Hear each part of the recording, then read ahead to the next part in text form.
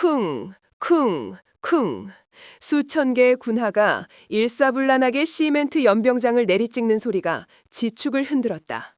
그 위로 하늘을 찌를 듯한 함성이 메아리쳤다. 하지만 그 거대한 군중의 시선은 단 한 곳에 연병장 중앙에 고정되어 있었다. 그곳에는 중년의 여군 한 명이 4명의 거구의 장교들에게 팔다리가 붙들린 채 속수무책으로 서 있었다. 그녀의 어깨에 달린 소령 계급장은 이 잔혹한 무대 위에서 아무런 힘도 발휘하지 못했다.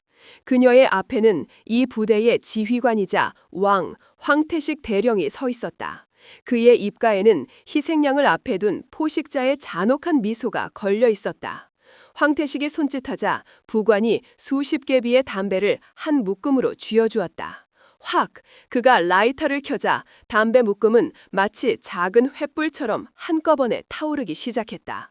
맵고 독한 연기가 피어오르며 주변 공기를 오염시켰다. 그는 타오르는 담배 묶음을 든 채 여군에게 다가갔다. 그리고는 거칠게 그녀의 머리채를 움켜쥐고 고개를 뒤로 젖혔다. 그는 타들어가는 담배 묶음을 그녀의 입술 바로 앞에 바싹 갖다 댔다. 칙! 살이 타는 소리와 함께 그녀의 입술에서 희미한 연기가 피어올랐다. 황태식은 수천 명의 병사들이 모두 들을 수 있도록 악마처럼 고함을 질렀다. 아가리 벌려, 이 늙은 여우 같은 년아. 페가수스 여단의 맛이 어떤 건지 네 주둥이에 똑똑히 알려주마. 자, 어디 한번 불이라도 붙여보시지. 와하하하. 그의 말을 신호탄으로 연병장을 가득 메운 병사들 사이에서 광기 어린 폭소가 터져나왔다. 그들은 이 끔찍한 공개 처형을 즐기고 있었다. 하지만 바로 그 순간이었다. 극심한 고통 속에서도 여자의 눈은 조금도 흔들리지 않았다. 오히려 그 눈빛은 더욱 차갑고 단단해졌다. 그녀는 붙잡힌 몸을 비틀어 마지막 남은 힘을 쥐어짰다. 그리고 자신의 전투복 상위 2번째 단추를 가슴팍으로 강하게 짓눌렀다. 평범해 보이는 그 단추는 사실 특수 재질로 만들어진 위장 신호장치였다. 딸깍. 그 누구도 듣지 못한 아주 미세한 소음. 하지만 그것은 대한민국 군 통수권자에게 직접 전달되는 국가 위기 등급의 침묵의 신호였다. 그들은 자신들이 한낱 생쥐 한 마리를 모욕하고 있다고 생각했다. 틀렸다. 그들은 방금 원자폭탄의 신관에 불을 붙인 것이다. 대한민국 국방의 심장부, 합동참모본부 의장실. 시간은 자정을 넘어가고 있었지만 거대한 통유리창 너머로 보이는 서울의 야경은 잠들 줄을 몰랐다. 그 어떤 불빛보다도 더 밝고 서늘한 빛이 의장실 내부를 채우고 있었다. 그 빛은 방 한가운데 놓인 거대한 원목 책상 위의 스탠드에서 뿜어져 나오고 있었다. 책상 앞에는 한 여성이 앉아 있었다. 그녀의 어깨에는 대한민국 군서열 1위임을 증명하는 4개의 별이 다이아몬드처럼 빛나고 있었다. 합동참모의장 윤서연 대장이었다. 그녀는 군의 역사상 최초의 여성 합참의장이자 살아있는 전설이었다. 하지만 지금 그녀의 얼굴에는 전군을 호령하는 최고 지휘관의 위엄 대신 깊은 고뇌의 그림자가 드리워져 있었다. 그녀의 시선은 책상 위에 놓인 검은색 파일에 고정되어 있었다. 판도라라는 붉은색 암호명이 찍힌 극비 보고서였다. 지난 몇 달간 그녀가 가장 신이 많은 부하들을 통해 비밀리에 조사한 결과물이었다. 보고서의 내용은 참담했다. 제7특수임무여단 페가수스, 최정예라는 명성과는 달리 그곳은 여단장 황태식 대령을 필두로 한 부패한 군인들의 소굴로 변해 있었다. 군수품 횡령과 인사비리는 기본이고 심지어는 방위사업청의 최진철 중장과 결탁하여 불량 무기를 납품받고 그 대가로 거액의 뇌물을 챙기고 있다는 정황까지 포착되었다. 문제는 그들의 뿌리가 너무나도 깊다는 것이었다. 최진철 중장은 지난 20년간 군의 무기 도입 사업을 주무르며 자신만의 거대한 왕국을 구축한 인물이었다. 군 내부의 수많은 장성들이 그의 돈과 영향력 아래 묶여 있었다. 황태식은 그저 그 거대한 거미줄의 끝에 매달린 가장 사납고 탐욕스러운 행동대장에 불과했다. 똑똑. 조심스러운 노크 소리와 함께 부속실장인 김 대령이 안으로 들어왔다. 그의 손에는 따뜻한 차가 들려 있었다. 의장님, 잠시 쉬시는 것이. 윤서연은 고개를 들지 않은 채 나지막이 물었다. 김대령, 만약 나무의 한가운데가 썩어 들어가고 있다면 어떻게 해야 하지? 갑작스러운 질문에 김대령은 잠시 망설이다가 대답했다. 썩은 부위를 도려내야 합니다. 필요하다면 나무 전체를 베어내야 할 수도 있습니다. 도려낸다? 윤서연이 읊조리며 자리에서 일어났다. 그녀는 창가로 다가가 서울의 야경을 내려다보았다. 문제는 어디까지가 썩은 부위인지 알 수가 없다는 거야. 겉으로 보기에는 너무나도 멀쩡한 거목이지. 성급하게 칼을 댔다게는 오히려 성한 가지만 잘라내고 괴물의 본체는 놓치게 될 수도 있어. 최진철이라는 거미는 자기 다리 몇 개쯤은 아무렇지 않게 잘라내고 도망칠 놈이니까. 김대령은 그녀의 의도를 파악하고 조심스럽게 건의했다. 군 검찰과 안보지원사를 동원해 합동수사본부를 꾸리는 것이 어떻겠습니까? 의장님의 직권이라면. 그들 중에 최진철의 거미줄에 걸려들지 않은 자가 과연 몇이나 될까? 윤서연이 차갑게 반문했다. 이건 조용히 그리고 아주 날카롭게 처리해야 할 문제야. 거미를 잡으려면 거미줄의 가장 중심부로 직접 들어가야만 해. 아무도 모르게 먹잇감을 가장해서. 그녀의 말에 김 대령의 얼굴이 하얗게 질렸다. 그는 자신의 상관이 무엇을 생각하고 있는지 깨달았다. 의장님, 설마 위험합니다.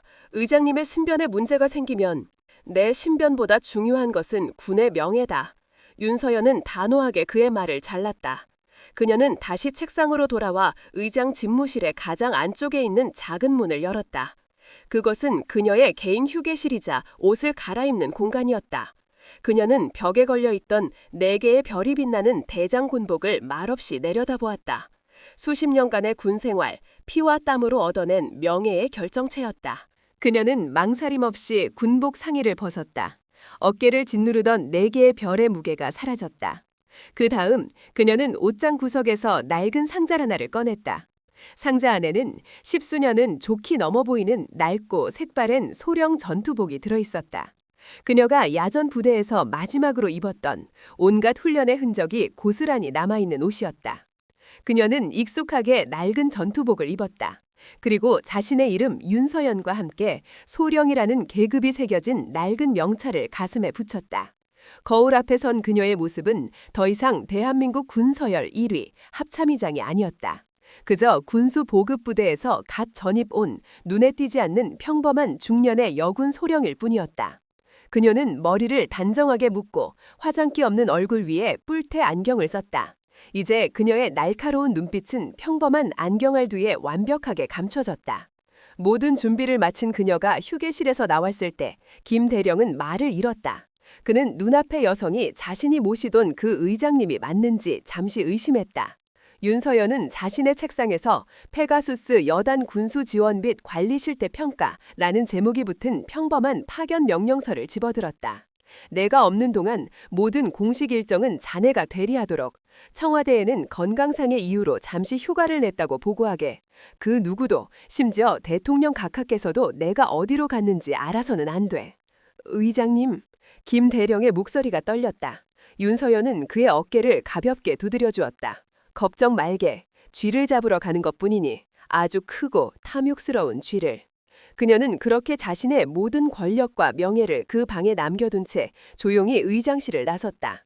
복도를 걷는 그녀의 발걸음 소리는 더 이상 장군의 권위 있는 구두 소리가 아니었다. 아무도 주목하지 않는 평범한 소령의 조용한 발소리였다. 여제는 사라졌다. 이제 오직 사자의 굴로 제 발로 걸어 들어가는 생쥐 한 마리만이 남았을 뿐이었다. 페가수스 여단의 위병소 앞은 아침부터 부산했다. 온갖 종류의 군용 트럭들이 먼지를 일으키며 부대 안팎을 드나들었다.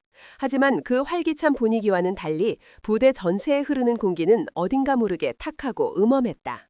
마치 잘 닦인 무기에서 나는 서늘한 금속 냄새 대신 녹슨 쇳내와 기름때 냄새가 진동하는 것 같았다. 낡은 행정용 지프 한 대가 위병소 앞에 멈췄다. 차에서 내린 사람은 윤서연이었다. 그녀는 거대한 군장을 어깨에 메고 있었다. 오랜만에 느껴보는 군장의 무게가 어색했지만 그녀의 허리는 조금도 휘어지지 않았다. 그녀는 주변을 둘러보았다. 병사들의 군기는 겉보기에는 빠릿했지만 그들의 눈빛에는 군인 특유의 생기가 없었다. 마치 영혼 없이 움직이는 기계 부품들 같았다. 그녀가 여단장실이 있는 본부 건물로 향하는 동안 수많은 병사들이 그녀를 스쳐 지나갔다. 그들의 시선에는 낯선 전입자에 대한 호기심보다 여자, 그것도 나이든 여군에 대한 노골적인 경멸과 조롱이 담겨 있었다. 이곳에서 여성은 동등한 전우가 아닌 구경거리이거나 무시의 대상일 뿐이라는 것을 피부로 느낄 수 있었다. 여단장실 문 앞에서 그녀는 잠시 숨을 골랐다. 문 안쪽에서는 여러 명의 남자들이 시끄럽게 떠들고 웃는 소리가 복도까지 울려 퍼졌다. 마치 군 지휘관의 사무실이 아니라 동네 건달들의 아지트 같았다. 똑똑. 그녀가 노크를 하자 안에서 귀찮다는 듯한 목소리가 들려왔다. 누구야? 들어와. 윤서연은 문을 열고 안으로 들어섰다. 방 안은 자욱한 담배 연기와 역한 향수 냄새, 그리고 땀 냄새가 뒤섞여 머리가 아플 지경이었다. 여단장 황태식 대령이 중앙의 거대한 책상에 거만하게 다리를 꼬고 앉아 있었고 그의 주변 소파에는 4명의 장교들이 제멋대로인 자세로 널브러져 있었다. 그들이 바로 페가수스 여단을 주무르는 암적인 존재 페가수스 5인방이었다. 윤서연은 그들의 얼굴을 차례로 훑어보았다. 보고서에서 사진으로만 보던 얼굴들이었다. 여단장 황태식. 40대 후반의 나이에도 불구하고 그의 몸은 살집 하나 없이 단단했지만 그의 눈빛은 지휘관의 총기가 아닌 탐욕스러운 장사꾼의 그것이었다. 그의 옆에는 작전참모 박성철 중령, 군수참모 이진우 중령, 인사참모 오정석 소령, 그리고 여단주 한임은사인 고상필 원사가 있었다.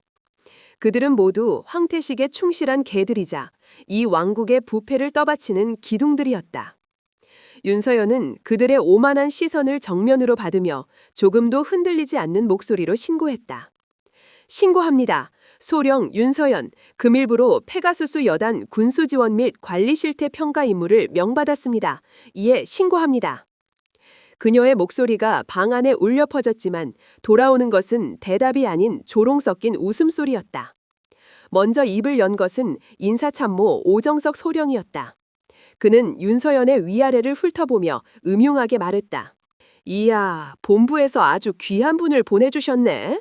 우리 부대에 여군이 다 오고 말이야. 그것도 아주머니를. 보아하니 군생활 꽤나 하신 것 같은데 이제 슬슬 연금 타서 집에서 셔터맨이나 할 남편 찾아볼 나이 아니신가? 그의 말에 나머지 장교들이 낄낄거리며 웃었다. 황태식은 담배 연기를 길게 내뿜으며 짜증 섞인 목소리로 말했다. 쓸데없는 짓들을 하는군. 평가? 이 몸이 직접 지휘하는 페가수스 여단에 무슨 평가가 필요하다는 거지. 그냥 적당히 서류나 만지작거리다가 조용히 꺼져주면 될걸. 왜 귀찮게 사람을 직접 보내고 난리야? 그는 재떨이에 담배를 비벼 끄며 윤소련에게 턱짓을 했다. 윤소련이라고 했나? 당신 임무가 뭔지는 알겠는데 여긴 당신 같은 아줌마가 나설 자리가 아니야. 군수창고 구석에 책상 하나 내줄 테니 그냥 거기 처박혀서 먼지나 새고 있으라고. 괜히 우리 일에 참견해서 귀찮게 만들 생각 말고. 알았나? 그것은 명령이자 명백한 무시였다. 하지만 윤서연의 얼굴에는 어떠한 감정 변화도 없었다. 그녀는 그저 뿔테 안경 너머의 차분한 눈으로 그들을 응시할 뿐이었다. 알겠습니다, 여단장님. 임무에 충실하겠습니다. 그녀의 수능적인 태도에 황태식은 흥미를 잃었다는 듯 손을 휘휘 저었다. 됐어, 나가봐. 얼굴 보고 있으니 반만만 떨어지는군. 윤서연은 조용히 경례를 하고 여단장실을 나섰다. 문을 닫히자마자 안에서 다시 한번 폭소가 터져나왔다. 저 아줌마 완전 숙맥 아니야? 여단장님 카리스마에 오줌이라도 지릴 뻔했나 본데? 저런 사람이 무슨 평가를 한다는 건지 그냥 자리나 때우다 가겠지. 윤서연은 등 뒤에서 들려오는 모욕적인 말들을 애써 무시하며 자신의 사무실로 향했다. 그들이 안내한 곳은 여단장실에서 가장 멀리 떨어진 본부 건물의 가장 구석진 곳에 있는 낡은 창고였다. 창문도 제대로 없는 먼지 쌓인 책상과 삐걱거리는 의자 하나가 전부였다. 이곳에서 조용히 있다가 사라지라는 무언의 압력이었다. 하지만 그들에게는 불행하게도 윤서연은 조용히 사라질 생각이 전혀 없었다. 오히려 이곳은 그녀에게 최적의 장소였다. 누구의 감시도 받지 않고 자신만의 조사를 시작할 수 있는 완벽한 아지트. 그녀는 군장을 내려놓고 먼지 쌓인 책상을 손으로 닦아냈다. 그리고는 수첩을 꺼내 방금 전 여단장실에서 본 5명의 얼굴과 그들의 특징, 그리고 그들이 내뱉었던 말들을 하나도 빠짐없이 기록하기 시작했다. 황태식 대령, 극도의 남성 우월주의자, 오만하고 자신의 권위에 대한 도전은 용납하지 않음, 통제욕이 강함. 박성철 중령, 황태식의 오른팔, 교활하고 상황 판단이 빠름, 비리의 핵심 설계자일 가능성 높음. 이진우 중령, 군수 담당, 실제적인 비리 실행 책임자, 탐욕스러워 보임. 그녀의 펜이 멈추지 않고 움직였다. 그녀는 단순히 감정에 휘둘리는 것이 아니었다. 그녀는 지금 적진의 한가운데서 적장들의 성격과 약점을 분석하고 앞으로의 전략을 세우고 있었다. 그날 이후 구석창고의 윤소령은 부대 내에서 유령 같은 존재가 되었다. 그녀는 누구에게도 말을 걸지 않았고 누구의 눈에도 띄려 하지 않았다. 그녀는 매일 아침 가장 먼저 출근해서 창고 안에서 하루 종일 서류 더미와 씨름했다. 다른 장교들은 그녀를 없는 사람 취급했고 점차 그녀의 존재를 잊어갔다. 하지만 밤이 되면 유령은 활동을 시작했다. 그녀는 모두가 퇴근한 텅 빈 부대 안을 조용히 돌아다녔다. 그녀는 군수창고의 자물쇠를 소리 없이 열고 들어가 서류상의 재고와 실제 재고를 대조했다. 그녀는 행정반의 컴퓨터에 몰래 접속해 유류 사용 기록과 차량 운행 일지를 분석했다. 그녀는 수많은 데이터 속에서 황태식 일당이 남긴 비리의 흔적들을 하나씩 찾아내고 있었다. 그들은 그녀를 늙고 무능한 여군이라고 무시했다. 그들은 그녀가 자신들의 발밑에 있는 작은 돌멩이쯤으로 여겼다. 그들은 알지 못했다. 그 돌멩이가 자신들의 왕국 전체를 무너뜨릴 거대한 산사태의 시작점이 될 것이라는 사실을. 페가수스 왕국에 조용한 폭풍이 상륙하고 있었다. 윤서연이 부대에 전입온 지 2주가 지났다. 그녀는 여전히 구석창고의 유령이었다. 황태식 일당은 그녀가 자신들의 의도대로 조용히 먼지만 새고 있다고 믿으며 완전히 경계를 풀고 있었다. 그들은 자신들의 발밑에서 조용히 들끓고 있는 용암의 존재를 전혀 눈치채지 못했다. 균열은 예상치 못한 곳에서 시작되었다. 다음 달에 있을 군단급 연합훈련을 대비한 여단 작전회의에서였다. 평소라면 군수 담당인 윤서연은 참석할 필요도 없는 회의였지만 황태식은 그녀에게 망신을 줄 요량으로 특별히 참석을 명령했다. 복잡한 작전술과 전술 용어가 오가는 회의에서 늙은 군수과 아줌마가 얼마나 무식하고 무능한지를 모든 참모들 앞에서 보여주려는 비열한 속셈이었다. 회의실 안은 팽팽한 긴장감이 흘렀다. 거대한 작전 지도와 상황판이 회의실 벽면을 가득 채우고 있었고 여단의 모든 핵심 참모장교들이 자리에 앉아 있었다. 황태식은 의기양양하게 회의를 주재했다. 이번 훈련의 목표는 가상 적군의 기계화 부대가 아군의 주 방어선을 돌파하는 것을 상정하고 우리 페가수스 여단이 적의 측면을 타격하여 보급로를 차단하고 섬멸하는 것이다. 그는 레이저 포인터로 작전 지도를 현란하게 가리키며 작전 참모 박성철 중령이 밤새워 만든 작전 계획을 마치 자신이 만든 것처럼 설명하기 시작했다. 계획의 골자는 여단 주력 부대를 2개로 나누어 하나는 정면에서 적을 유인하고 다른 하나는 산악지형으로 우회하여 적의 배후를 급습한다는 비교적 고전적인 기동전술이었다. 어떤가? 완벽하지 않나? 이 황태식이 직접 구상한 작전이다. 이 계획대로라면 적군은 도간에 든 쥐신세가 될 것이다. 황태식이 자신만만하게 말하자 참모들은 약속이라도 한 듯 박수를 치며 아첨을 늘어놓았다. 역시 여단장님이십니다. 감히 누가 이런 대담한 작전을 생각이나 했겠습니까? 완벽한 계획입니다. 적군은 혼비백산하여 도망치기 바쁠 것입니다. 회의는 황태식을 찬양하는 장으로 변질되고 있었다. 그 누구도 감히 그의 계획에 이의를 제기하지 못했다. 바로 그때였다. 질문 있습니다. 회의실의 가장 구석, 존재감 없이 앉아있던 윤서연이 조용히 손을 들었다. 맑고 차분했지만 회의실의 모든 소음을 단번에 잠재우는 힘이 있는 목소리였다. 모든 시선이 그녀에게 쏠렸다. 황태식의 얼굴에 감히 니까짓게 하는 표정이 떠올랐다. 뭐지, 윤소령? 당신이 작전에 대해서 뭘 안다고 질문식이나 하는 건가? 윤서연은 그의 비아냥에 아랑곳하지 않고 자리에서 일어났다. 그녀는 뿔테 안경을 고쳤으며 작전 지도를 향해 질문을 던졌다. 그녀의 목소리는 칼날처럼 날카로웠다. 첫 번째 질문입니다. 주력 부대를 둘로 나누어 산악지형으로 우회시킨다고 하셨는데 해당 산악지형의 험준도와 기동 가능 여부에 대한 사전 정찰 데이터는 확보되었습니까? 제가 확인한 바로는 해당 지역은 최근 폭우로 인해 일부 도로가 유실되어 대규모 부대의 신속한 기동이 제한될 가능성이 높습니다. 그녀의 질문에 작전 참모 박성철 중령의 얼굴이 살짝 굳었다. 그녀의 지적은 정확했다. 윤서연은 그의 대답을 기다리지 않고 두 번째 질문을 던졌다. 두 번째 질문입니다. 정면에서 적을 유인하는 부대의 방어 계획이 너무나도 허술합니다. 적군은 아군보다 월등한 화력과 기동력을 보유하고 있습니다. 유인 부대가 적의 공격을 버텨내지 못하고 조기에 붕괴될 경우 우회 부대는 적진 한가운데에 고립되어 섬멸당할 위험이 있습니다. 이에 대한 대비책은 무엇입니까? 회의실 안의 공기가 차갑게 식기 시작했다. 참모들은 더 이상 웃지 않았다. 그녀의 질문은 단순한 트집이 아니었다. 작전 계획의 가장 핵심적인 허점을 정확하게 찌르는 송곳 같은 지적이었다. 그녀의 마지막 질문이 황태식의 심장에 비수처럼 꽂혔다. 마지막 질문입니다. 이 작전은 적군이 아군의 의도대로 움직여준다는 너무나도 낙관적인 가정하에 세워졌습니다. 만약 적 지휘관이 아군의 유인책을 간파하고 우회하는 부대의 매복 지점을 역으로 급습한다면 우리 여단은 전멸을 면치 못할 것입니다. 전쟁은 적과의 두뇌 싸움이라고 배웠습니다만 이 작전 계획 어디에 적에 대한 고려가 있는지 궁금합니다. 정적이 흘렀다. 윤서연은 군수 보급 담당이 아니었다.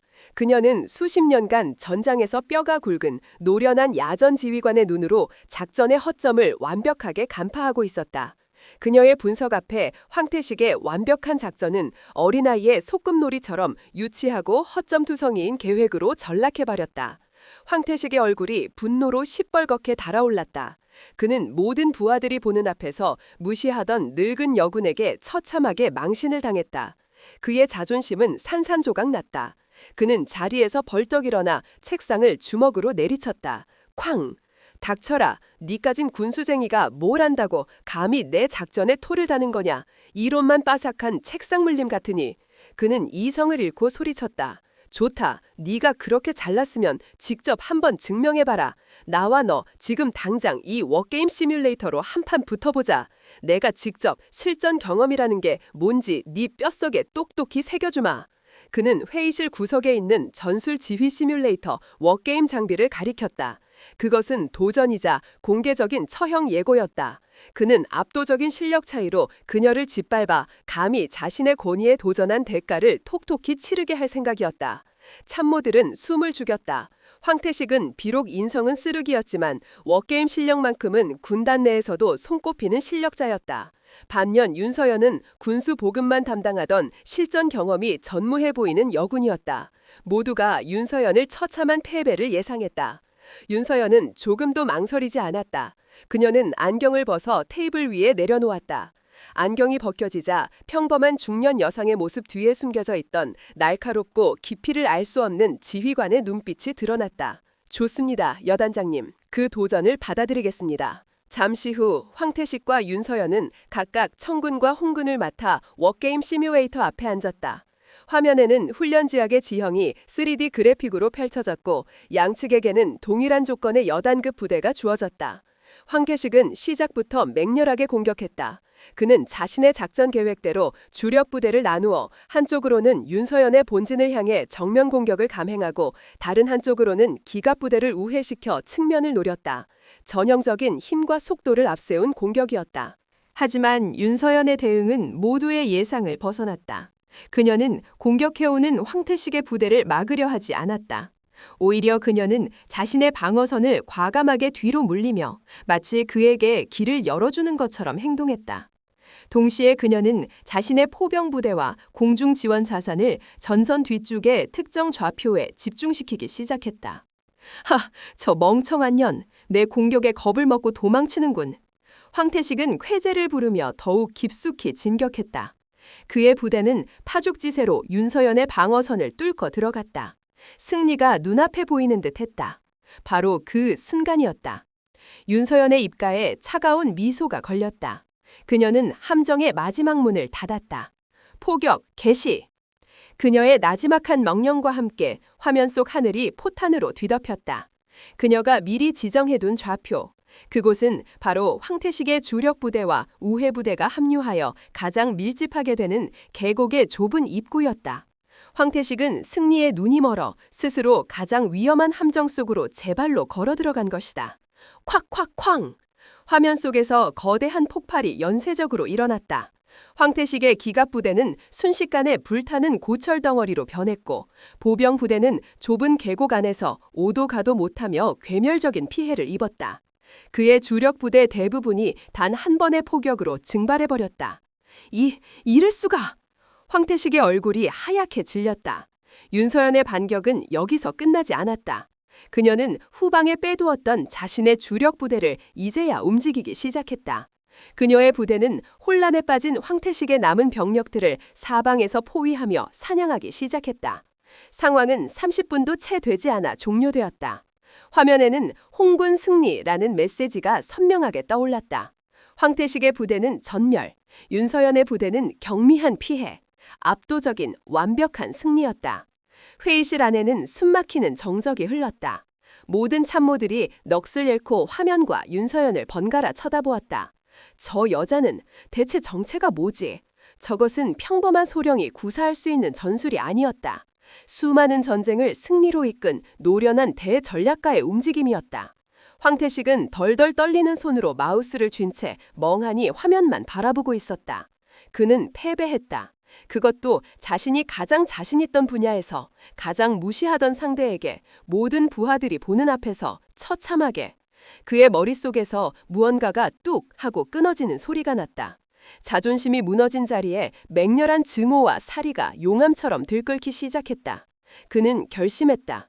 저 여자를 강하윤 소위 때와는 비교도 안 될 만큼 잔인하고 처참하게 재기불능으로 만들어버리겠다고.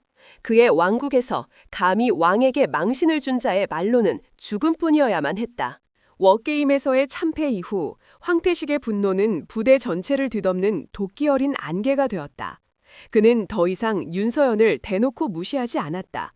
대신 그는 훨씬 더 교활하고 비열한 방법으로 그녀를 말려 죽이기로 결심했다. 그의 복수는 빠르고 뜨겁지 않았다. 차갑고 질기고 야비했다. 구석 창고의 유령이었던 윤서연은 이제 공공의 적이 되었다. 황태식은 모든 부서에 비공식적인 명령을 내렸다. 윤서연 소령과 어떠한 협조도 하지 말 것, 그녀에게 어떠한 정보도 제공하지 말 것, 그녀를 철저히 고립시킬 것. 그녀는 완벽한 섬이 되었다. 행정반에 서류를 요청하면 담당자는 자리에 없었고 수송부에 차량 지원을 요청하면 모든 차가 수리 중이었다. 식당에 가면 그녀의 자리 주변은 언제나 텅 비었고 복도를 걸으면 모든 이들이 그녀를 벌레 보듯 피했다. 페가수스 여단 전체가 그녀를 상대로 거대한 침묵의 따돌림을 시작한 것이다. 그뿐만이 아니었다. 황태식은 그녀에게 군인의 자존심을 짓밟는 무의미하고 모욕적인 임무들을 쏟아내기 시작했다. 그녀는 새로 부임한 소위들이나 할 법한 부대 내 모든 소화기의 일련 번호를 수기로 작성하여 대조하는 작업을 해야 했다. 수만 자루가 넘는 총기들이었다. 밤을 새워 작업을 끝내면 다음 날에는 창고의 모든 전투화끈의 재고를 파악하라는 명령이 떨어졌다. 전투복의 단추 개수를 세고 탄약상자에 녹을 닦아내는 일까지 해야 했다. 그것은 그녀를 육체적으로 지치게 만들려는 것이 아니었다. 한 사람의 장교로서 군인으로서의 자긍심과 의지를 꺾어 스스로 무너지게 만들려는 잔인한 심리전이었다. 황태식과 그의 수하들은 그녀가 고통스러워하고 좌절하는 모습을 보며 희열을 느꼈다. 그들은 매일 밤 술자리에서 그녀를 안주 삼아 낄낄거렸다. 그 아줌마 요즘 표정이 아주 볼만하던데 곧 울면서 집에 보내달라고 빌러올 거다. 여단장님께 감히 덤빈 대가가 어떤 건지 똑똑히 배우고 있겠지. 하지만 그들은 몰랐다. 그들의 비열한 괴롭힘이 오히려 윤서연에게는 자신들이 숨기고 싶어하는 비밀의 문을 열어주는 열쇠가 되고 있다는 사실을. 특히 군수창고와 무기고에서의 끝없는 재고 파악 임무는 그녀에게 황태식의 가장 치명적인 아킬레스건을 들여다볼 절호의 기회를 제공했다. 낮에는 병사들의 감시 속에서 의미 없는 숫자들을 세는 척했지만 밤이 되면 그녀는 다시 창고로 숨어들어 자신만의 진짜 조사를 시작했다. 그녀는 곧 이상한 점을 발견했다. 서류상으로는 최근에 보급된 최신형 K2C1 소총 수백 정이 실제로는 녹이 쓸고 부품이 낡은 구형 K2 소총으로 채워져 있었다. 방탄복은 방탄 기능이 현저히 떨어지는 구형 모델이고 야간 투시경은 대부분 작동 불능 상태였다. 누군가가 최신 장비를 중간에서 빼돌리고 폐기 직전의 구형 장비로 그 자리를 채워넣은 것이다. 이것은 단순한 군수품 횡령과는 차원이 다른 문제였다. 이것은 유사시 전투에 나서는 병사들의 목숨을 담보로 한 명백한 이적 행위였다. 분노가 그녀의 머리끝까지 치밀어 올랐지만 그녀는 냉정함을 잃지 않았다. 그녀는 조사를 더욱 깊이 파고들었다. 그녀는 이 불량 무기들이 어떤 경로로 들어왔는지 추적하기 시작했다. 그리고 마침내 모든 서류의 끝에서 하나의 이름을 발견했다. 삼진 디펜스. 최근 몇 년간 군에 대규모 무기를 납품하며 급성장한 방위산업체였다. 그리고 그 회사의 비공식적인 후견인이자 최대 로비 대상이 바로 방위사업청의 최진철 중장이라는 것은 공공연한 비밀이었다. 퍼즐 조각이 맞춰졌다. 최진철은 자신의 영향력을 이용해 삼진 디펜스에 군납 계약을 몰아주고 삼진 디펜스는 불량 무기를 납품하며 복리를 취한다. 그리고 일선 부대의 지휘관인 황태식은 그 불량품들을 눈감아주는 대가로 거액의 뇌물을 받아 챙기는 공생관계, 거대한 부패의 트라이앵글이 완성되는 순간이었다. 이제 그녀에게 필요한 것은 그들의 거래를 증명할 결정적인 증거였다. 돈이 오고 간 흔적. 그녀는 황태식의 개인 집무실과 그의 재산 내역에 접근할 방법을 찾기 시작했다. 하지만 그것은 거의 불가능에 가까웠다. 여단장실은 24시간 경비가 삼엄했고 그의 개인정보는 철저하게 보호되고 있었다. 그러던 중 기회는 생각지도 못한 곳에서 찾아왔다. 황태식은 자신의 권력을 과시하기 위해 주말에 참모들을 대동하고 부대 인근의 골프장으로 향했다. 윤서연은 그 틈을 놓치지 않았다. 그녀는 주말 특별시설 점검이라는 허울 좋은 명목을 만들어 부대에 남았다. 밤이 되자 그녀는 검은 옷으로 갈아입고 여단장실로 향했다. 그녀는 합참의장 시절 최첨단 보안 시스템을 다루며 익혔던 기술들을 이용해 경보장치를 일시적으로 무력화시켰다. 끼익 소리 없이 문을 열고 안으로 들어서는 데 성공했다. 여단장실 안은 낮과 마찬가지로 오만함과 탐욕의 냄새로 가득했다. 그녀는 곧장 황태식의 책상으로 향했다. 그는 서류를 책상 위에 어지럽게 놔두는 성격이 아니었다. 분명 중요한 것들은 비밀 금고에 보관하고 있을 터. 그녀는 방안을 샅샅이 훑었다. 그리고 마침내 벽에 걸린 거대한 페가수스 부대기 뒤에서 숨겨진 금고를 발견했다. 문제는 비밀번호였다. 최첨단 디지털 방식의 금고였다. 여러 번 틀리면 자동으로 경보가 울리고 모든 시스템이 잠겨버리는 방식이었다.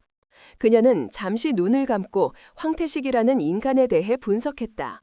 오만하고 자기 과시욕이 강하며 자신을 신과 동일시하는 인물. 그런 인간이 사용할 비밀번호는 무엇일까? 자신의 생년월일? 아니, 너무 단순하다.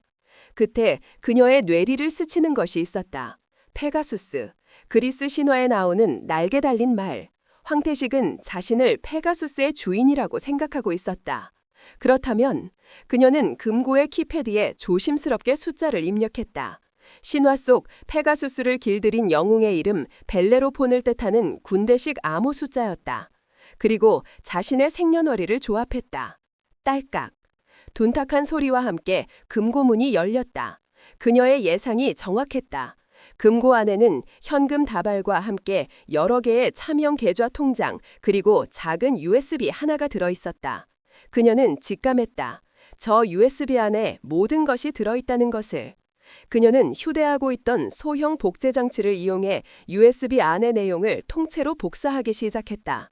몇 분의 시간이 흐르고 복사가 완료되었다. 그녀는 모든 것을 원래 상태로 되돌려 놓고 흔적도 없이 여단장실을 빠져나왔다. 자신의 창고 사무실로 돌아온 그녀는 떨리는 손으로 복사한 USB를 노트북에 꽂았다. 파일 안에는 그녀가 찾던 모든 것이 들어있었다. 최진철과 황태식이 주고받은 비밀 이메일, 뇌물이 오고 간 계좌 내역, 불량 무기들의 시험 성적서를 조작한 증거 파일까지. 거대한 범죄의 판도라 상자가 그녀의 눈앞에서 열린 것이다. 이제 모든 증거는 확보되었다. 이 파일만 있으면 최진철과 황태식을 한 번에 무너뜨릴 수 있었다. 하지만 그녀는 성급하게 움직이지 않았다. 그녀는 황태식이라는 인간을 알고 있었다. 그는 궁지에 몰리면 상상할 수 있는 가장 비열하고 잔인한 방법으로 발악할 것이다. 그녀는 기다렸다. 그가 스스로 파멸의 구덩이 속으로 뛰어들 순간을. 그리고 며칠 후 황태식은 자신의 금고가 열렸었다는 사실을 알아차렸다. 직접적인 증거는 없었지만 동물적인 감각으로 무언가 잘못되었음을 느낀 것이다. 그의 의심은 단 한 사람, 윤서연에게로 향했다. 그는 직감했다. 저 여자가 모든 것을 알아챘다는 것을. 공포와 분노에 휩싸인 그는 이성을 잃었다. 그는 수사를 받기 전에 먼저 선수를 치기로 결심했다. 그녀를 사회적으로 그리고 물리적으로 완벽하게 매장시켜 그녀의 손에 있는 증거를 무력화시키는 방법. 그것은 바로 모두가 보는 앞에서 그녀에게 간첩과 매춘부라는 씻을 수 없는 낙인을 찍어버리는 것이었다. 그는 자신의 수하들을 불러 모아 역사상 가장 추악하고 잔인한 복수극을 계획하기 시작했다. 그 무대는 전 여단 병력이 집합하는 아침 점호 시간이었다. 담배 묶음이 그의 복수의 도구로 선택되었다. 다음 날 아침 페가수스 여단의 연병장에는 이른 시간부터 수천 명의 병력이 빽빽하게 도열해 있었다. 하늘은 잔뜩 흐려 있었고 공기는 무겁게 가라앉아 곧 폭풍이라도 몰아칠 듯한 불길한 기운을 내뿜었다. 병사들의 얼굴에는 평소와 다른 긴장감이 서려 있었다. 오늘 아침 점호는 뭔가 다르다는 것을 모두가 본능적으로 느끼고 있었다. 황태식 대령이 단상 위로 올라섰다. 그의 얼굴은 평소보다 더 창백했지만 그 눈은 광기로 번뜩이고 있었다. 그는 마이크를 잡고 연병장 전체를 울리는 목소리로 외쳤다. 오늘 이 자리에서 나는 여단장으로서 아주 치욕스럽고 분노스러운 사실을 전군에 알려야겠다. 그의 목소리에는 연극배우와도 같은 과장된 분노가 담겨 있었다. 우리 부대 내에 신성한 군복을 입고 조국을 배신한 역적이 숨어 있다는 사실이 밝혀졌다. 군사기밀을 적에게 팔아넘기고 자신의 몸을 로비의 대가로 바친 더러운 간첩 말이다. 간첩이라는 단어에 연병장 전체가 술렁였다. 병사들은 믿을 수 없다는 듯 서로의 얼굴을 쳐다보았다. 황태식은 그들의 반응을 즐기듯 잠시 말을 멈췄다가 다시 소리쳤다. 그 파렴치한 배신자가 누구인지 궁금하겠지. 바로 군수지원평가라는 명목으로 우리 부대에 잠입한 윤서연 소령이다. 모든 병사들의 시선이 일제히 대열의 한쪽에 서 있는 윤서연에게로 향했다. 윤서연은 조금의 동요도 없이 꼿꼿한 자세로 단상을 응시하고 있었다. 올 것이 왔구나. 그녀는 모든 것을 예상하고 있었다. 이것이 바로 벼랑 끝에 몰린 쥐가 마지막으로 발악하는 모습이었다. 황태식의 신호에 그의 충견들인 페가수스 5인방 중 4명, 박성철 중령, 이진우 중령, 오정석 소령, 고상필 원사가 기다렸다는 듯이 대열에서 뛰쳐나왔다. 그들은 마치 굶주린 하이에나 떼처럼 윤서연에게 달려들어 그녀의 양팔과 양다리를 거칠게 붙잡았다. 이거 놔! 윤서연이 저항했지는 4명의 건장한 남성들의 힘을 당해낼 수는 없었다. 그녀는 속수무책으로 연병장 중앙 단상 앞으로 끌려 나왔다. 그녀의 안경이 바닥으로 떨어져 박살났다. 안경 뒤에 감춰져 있던 서늘하고 위험 있는 그녀의 눈빛이 처음으로 모든 병사들 앞에 드러났지만 지금 이 광적인 분위기 속에서 그것을 알아보는 이는 아무도 없었다. 황태식은 단상에서 내려와 질질 끌려온 윤서연의 앞에 섰다. 그는 경멸과 승리감에 찬 눈으로 그녀를 내려다보았다. 니년이 감히 내 뒤를 캐. 이 페가수스 여단이 어떤 곳인지 내 그 잘난 몸뚱이에 똑똑히 가르쳐주마. 그는 주머니에서 담배 한 갑이 아닌 여러 갑을 한꺼번에 꺼냈다. 그리고는 수십 개의 담배를 한 손에 움켜쥐었다. 그는 마치 성스러운 의식이라도 치르는 것처럼 천천히 라이터를 켜 담배 묶음 전체에 불을 붙였다. 확! 수십 개의 담뱃불이 합쳐져 마치 작은 횃불처럼 이글거리며 타올랐다. 맵고 독한 연기가 그녀의 얼굴을 감쌌다. 주변의 병사들은 처음에는 당혹스러워했다. 하지만 황태식의 광기와 간첩이라는 낙인은 점차 그들의 이성을 마비시켰다. 군중 심리가 발동하기 시작했다. 몇몇이 소리를 지르자 곧 연병장 전체가 광적인 함성으로 가득 찼다. 역적을 처단하라! 전연을 불태워라! 황태식은 만족스러운 미소를 지으며 타오르는 담배 묶음을 든 채 윤서연에게 다가갔다. 그는 거칠게 그녀의 머리채를 움켜쥐고 고개를 뒤로 젖혔다. 그녀의 입술이 무방비하게 드러났다. 그는 타들어가는 담배 묶음을 그녀의 입술 바로 앞에 바싹 갖다 댔다. 치익, 살이 타는 소리와 함께 참을 수 없는 고통이 그녀의 온몸을 관통했다. 황태식은 수천 명의 병사들이 모두 들을 수 있도록 악마처럼 고함을 질렀다. 아가리 벌려, 이 늙은 여우 같은 년아! 페가수스 여단의 맛이 어떤 건지 네 주둥이에 똑똑히 알려주마! 자, 어디 한번 불이라도 붙여보시지! 와하하하하하. 그의 말을 신호탄으로 연병장을 가득 내운 병사들 사이에서 광기 여린 폭소가 터져나왔다. 그들은 이 끔찍한 공개 처형을 즐기고 있었다.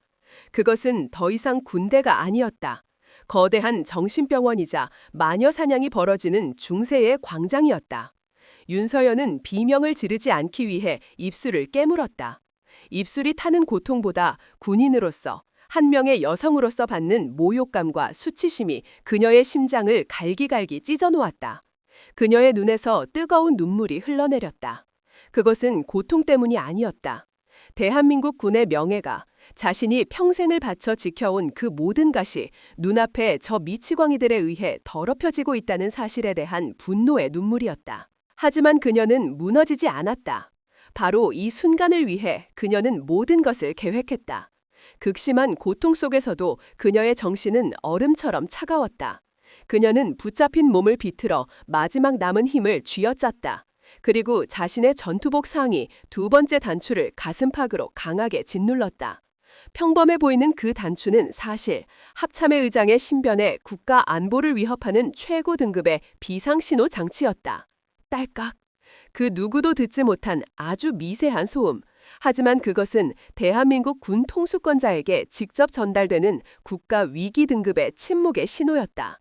그녀의 위치 정보와 함께 단추에 내장된 초소형 녹음 장치가 지금 이 순간의 모든 소리, 황태식의 고함, 병사들의 광적인 웃음소리, 그리고 그녀 자신의 억눌린 신음소리까지를 실시간으로 합참의의장 직속 비서실로 전송하고 있었다. 황태식은 몰랐다. 자신이 지금 대한민국 전체를 상대로 선전포고를 하고 있다는 사실을. 그는 자신이 완벽한 승리를 거두었다고 착각했다. 그는 윤서연의 귀에 오직 그녀만이 들을 수 있는 목소리로 속삭였다. 이제 네 년이 가진 증거는 아무 쓸모 없어. 넌 이제 전군의 몸파는 간첩으로 낙인 찍혔으니까. 감옥에서 평생 썩거나 아니면 그 전에 내 손에 죽게 될 거다. 그는 담배 묶음을 바닥에 던져 군어발로 비벼 껐다. 그리고는 부하들에게 명령했다. 전연을 끌고 가! 지하 감옥에 쳐넣어! 내가 직접 특별신문을 시작해야겠으니. 4명의 장교들이 그녀를 다시 끌고 가기 시작했다. 그녀는 저항하지 않았다. 축 늘어진 그녀의 몸이 연병장 바닥에 질질 끌려갔다. 병사들은 그녀에게 야유를 퍼붓고 몇몇은 침을 뱉기도 했다. 그녀는 그 모든 모욕을 온몸으로 받아내며 속으로 으쩌렸다. 웃어라. 실컷 웃어둬라. 이 버러지 같은 놈들아. 너희들의 그 웃음소리가 곧 너희들을 위한 장송곡이 될 테니. 그들은 자신들이 한낱 생쥐 한 마리를 모욕하고 있다고 생각했다. 틀렸다. 그들은 방금 스스로의 손으로 자신들의 무덤을 파고 그 위에 비석을 세운 것이다. 이제 곧 하늘에서 가장 무서운 번개가 그들의 머리 위로 내리칠 시간이었다. 그 심판의 이름은 윤서연이었다. 윤서연이 지하 감옥에 갇힌 지 며칠이 흘렀다. 페가수스 여단은 다시 평온을 되찾은 듯 보였다. 병사들은 그날 아침의 광기를 애써 잊으려 노력했고 몸 파는 간첩 윤소령의 이야기는 그저 술자리에서의 자극적인 안주거리로 전락했다. 황태식과 그의 수하들은 완벽한 승리를 거두었다고 믿었다. 그들은 자신들의 앞날에 펼쳐질 화려한 미래를 꿈꾸며 축배를 들었다. 그리고 마침내 황태식에게 일생일대의 기회가 찾아왔다. 국방부로부터 공식 전문이 하달되었다. 전임 합참의장이었던 윤서연 대장이 건강상의 문제로 갑작스럽게 사임함에 따라 군 최고 수뇌부의 대대적인 연쇄 인사가 단행된다는 내용이었다. 그리고 그 인사의 가장 큰 수혜자가 바로 황태식이었다. 그는 준장 진급이 확정되었고 동시에 육군본부의 핵심 보직인 작전참모부 차장으로 영전하게 되었다. 이 모든 것은 그의 뒤를 봐주고 있던 최진철 중장이 마쿠에서 힘을 쓴 결과였다. 윤서연이라는 눈의 가시가 사라지자 최진철은 자신의 사람들을 군 요직에 심기 위한 작업을 본격적으로 시작한 것이다. 황태식의 준장 진급은 그 신호탄이었다. 더욱 극적인 것은 군의 사기 진작과 새로운 출발을 위해 황태식의 장군 진급식과 신임 합참의장의 취임식을 합동으로 거행하기로 결정되었다는 점이었다. 군 역사상 유례없는 파격적인 행사였다. 장소는 군의 심장부, 계령대 대강당으로 정해졌다. 대통령을 비롯한 정부 최고의 인사들과 군의 모든 별들이 한자리에 모이는 그야말로 별들의 축제였다. 황태식은 그 소식을 듣고 광기했다. 그는 이것이 하늘이 자신에게 내린 기회라고 생각했다. 수천 명의 병사들 앞에서 윤서연을 공개적으로 처형했던 것처럼 이제는 군의 모든 수뇌부 앞에서 자신의 화려한 부활을 증명하고 싶었다. 행사 당일, 계령대 대강당은 수백 개의 별들이 뿜어내는 금빛으로 찬란하게 빛나고 있었다. 갓 다림질한 장군들의 예복과 화려한 드레스를 입은 부인들의 모습, 그리고 쉴 새 없이 터지는 카메라 플래시가 뒤섞여 이곳은 군 행사장이라기보다 거대한 사격 파티장처럼 보였다. 황태식은 그 모든 관심의 중심에 서 있었다. 그는 오늘을 위해 특별히 맞춘 어깨에 반짝이는 별 하나가 달린 준장 예복을 입고 있었다. 그의 얼굴은 자부심과 오만함으로 번들거렸다. 그는 자신에게 다가와 축하를 건네는 장군들과 일일이 악수를 나누며 마치 세상의 주인이 된 것처럼 행동했다. 그의 충견들인 페가수스 4인방 역시 말끔한 정복 차림으로 그의 곁을 지키며 주군의 영광을 함께 만끽하고 있었다. 황 장군, 정말 축하하네. 역시 자네는 군의 큰 제목이야. 이제야 제대로 된 인물이 별을 다는구만. 앞으로 군을 잘 이끌어주게. 온갖 아첨과 찬사가 그의 귓가에 쏟아졌다. 그는 며칠 전 연병장에서 담뱃불로 여자의 입술을 지지던 그 야수가 아니라 군의 미래를 이끌어갈 위풍당당한 영웅처럼 보였다. 그는 행사장 맨 앞줄, 자신의 이름이 적힌 좌석에 앉았다. 그의 옆에는 그의 든든한 후원자인 최진철 중장이 만족스러운 미소를 지으며 앉아 있었다. 최진철은 황태식의 어깨를 두드리며 나지막할 말했다. 이제 시작일 뿐이야, 황 장군. 자네를 합참의장 자리까지 올려놓는 게 내 목표일세. 그러니 앞으로도 지금처럼만 해주게. 염려 마십시오, 차장님. 차장님을 위해서라면 어떤 더러운 일이라도 해치우겠습니다. 두 사람은 서로를 마주보며 추악한 미래를 약속하는 은밀한 미소를 교환했다. 잠시 후 장례가 정리되고 사회자인 국방부 대변인이 단상 위로 올라섰다. 마침내 공식적인 행사가 시작된 것이다. 국민의례와 애국가 제창이 끝나고 국방부 장관의 축사가 이어졌다. 모든 것이 순조롭게 그리고 아주 화려하게 진행되었다. 황태식은 꼿꼿한 자세로 앉아 자신의 이름이 호명돼 영광의 순간을 기다렸다. 그의 심장은 기대감으로 터질 것처럼 부풀어 올랐다. 그는 눈을 감고 며칠 전 지하 감옥에서의 일을 떠올렸다. 그는 윤서연을 신문이라는 명목하에 매일 밤 괴롭혔다. 그는 그녀에게 증거의 행방을 묻는 대신 온갖 성적인 모욕과 언어폭력을 퍼부었다. 그는 그녀가 절망하고 무너지는 모습을 보고 싶었다. 하지만 그녀는 결코 무너지지 않았다. 그녀는 찢어진 입술로 아무 말도 하지 않고 그저 경멸이 가득한 눈으로 그를 쏘아볼 뿐이었다. 그 눈빛은 그의 자존심을 다시 한번 건드렸고 그는 더욱 잔인하게 그녀를 몰아붙였다. 지금쯤 그녀는 차가운 감옥 바닥에서 내 장군 진급 소식을 들으며 피눈물을 흘리고 있겠지. 그는 그렇게 생각하며 쾌감에 젖었다. 드디어 국방부 장관의 축사가 끝나고 사회자가 격앙된 목소리로 외쳤다.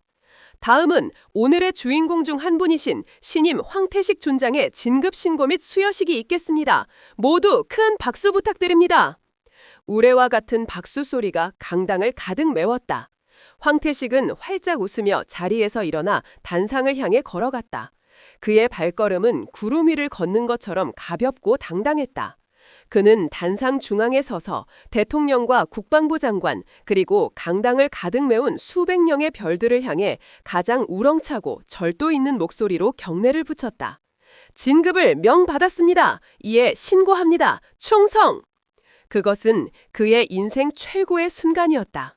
진급 수여식이 끝나고 이제 행사의 마지막 순서만이 남아 있었다. 바로 신임 합참의장의 취임식이었다.